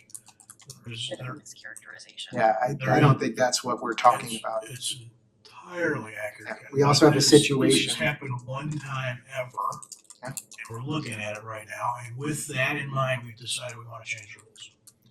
And I would suggest that with being one of the old people in the room, who's been referred to as one of the historians, that would be a pretty knee-jerk reaction. So. It's also not changing the rules. It's adding a fallback in case this ever happens again. One of the reasons governance is a place to talk about it is because in governance, we talk about expectations and how we're gonna deal with each other. And expectations have always been, and I know to some suggesting that is bothersome in and of itself, I recognize that. But the expectations among council members have always been that is a mayor appointment. And whether it says subject to or not subject to, it has been, I think, all unanimous approvals of that. That is not even close to the to accurate reflection of everybody's opinion on the elections back in 2001. I had lots of council members that didn't like the choice for a variety of reasons. But there has been a governance component, which is that the council believed that was a mayoral appointment. So we are now Then changing that expectation. I guess the question would be, then why have the council approval part of Be a piece of really it? good question to ask for some history on and understanding of and comparison of. For me, that's exactly, Before we decide to change the rules, that's a great question. That's exactly But what I'm I- asking. Shouldn't anybody sit here and no, knows the but I answer? don't, but I think my point is, I'm not really sure I care. Well, that's a different question. No, You said that's not a why. question, it's a statement. What I'm saying is, if that's the way, once again, we're talking about how things have always been done. Or are we talking about following the letter of the code? Because one could argue, and I would argue this, that you have not fulfilled your duty based on the code. So we're at a standstill here where no action is being taken. And so when you have something in a code that has what I would consider a gap or even perhaps a loophole, because you've expressed publicly that you made your appointment, well, then we're sitting in a situation where the code, the intent of the code, which is to have a mayor pro tem, for all the important reasons that you mentioned on the night when you put your candidate forward, is sitting vacant. So we can sit here and have months of discussion about what they thought 25 years ago about how a mayor pro tem, what that should be. Well, I would suggest it's important because we're unique. Our current structure. That just says one little thing with me, candidly. This idea that we're I unique and can't help that we you're not have to interested in stop history. and look at all of this stuff. It has nothing to do with history. It absolutely it has does. nothing to do with Why are we history. unique? You are the one who said we're unique. I'm not the one who said we're unique. I'm just saying it's getting a little tired every time I think you we have a don't, unique every process. time, sorry, I don't wanna make this about you. Every It is. time, It is, well, it certainly is. It I'm is, trying let's- to keep it. It is, Chris. Yes, you haven't appointed a mayor pro tem, so it is about you. What I'm trying to say is, Every- You have chosen to not, I was one who Yeah. chose that. I was we one. can rehash that Band-Aid conversation, but let's not do it. at There's 11 let's not do lots it of at 11. Band-Aids, but I'm Let's not, not do it at 11 I- o'clock. The point that I'm trying to make is we are in fact unique. And understanding that would seem to make sense before you change a rule. It's been in place 25 years. and I would If you don't argue, we're think not that matters, unique. There are lots of communities that do it this way. We're not that unique. how many and to do you do use- the way we do it right now.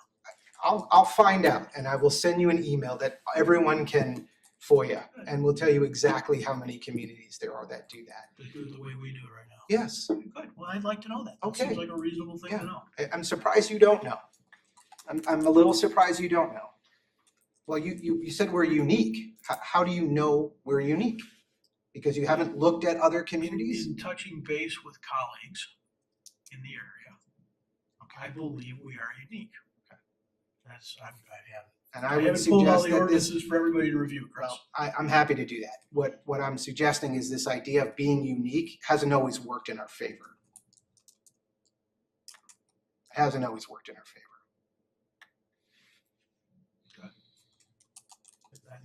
I think for 25 years, we've done a pretty exceptional It, job. that is a total mischaracterization of what I'm saying.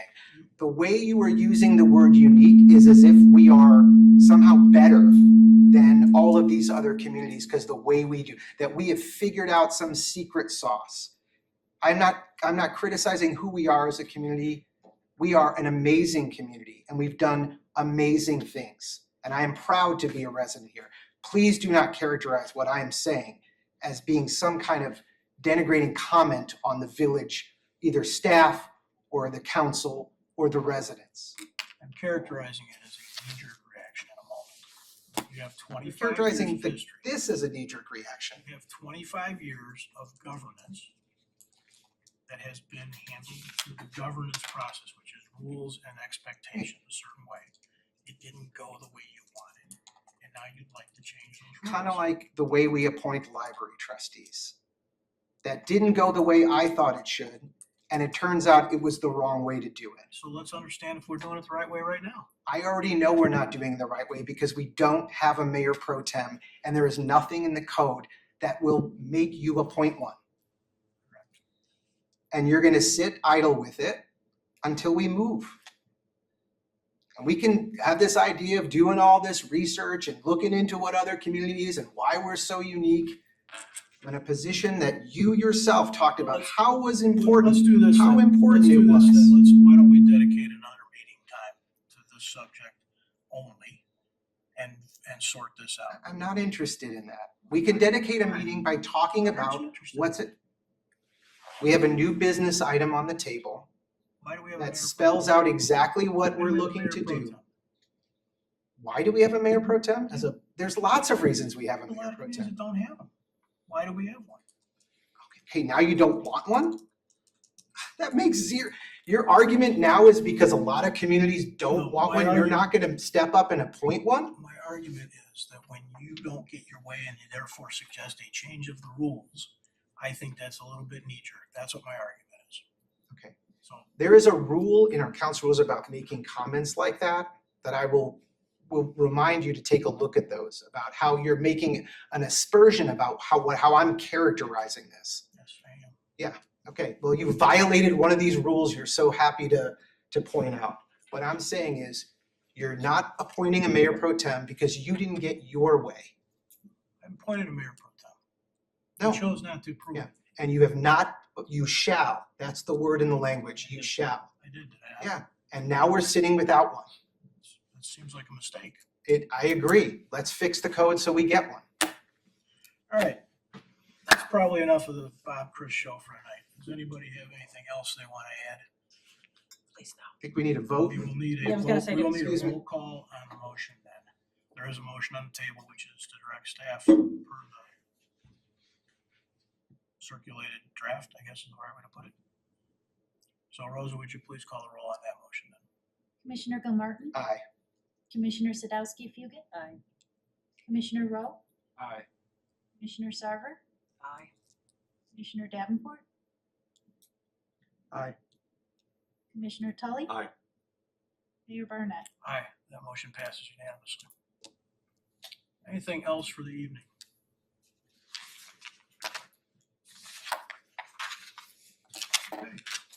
Move to adjourn.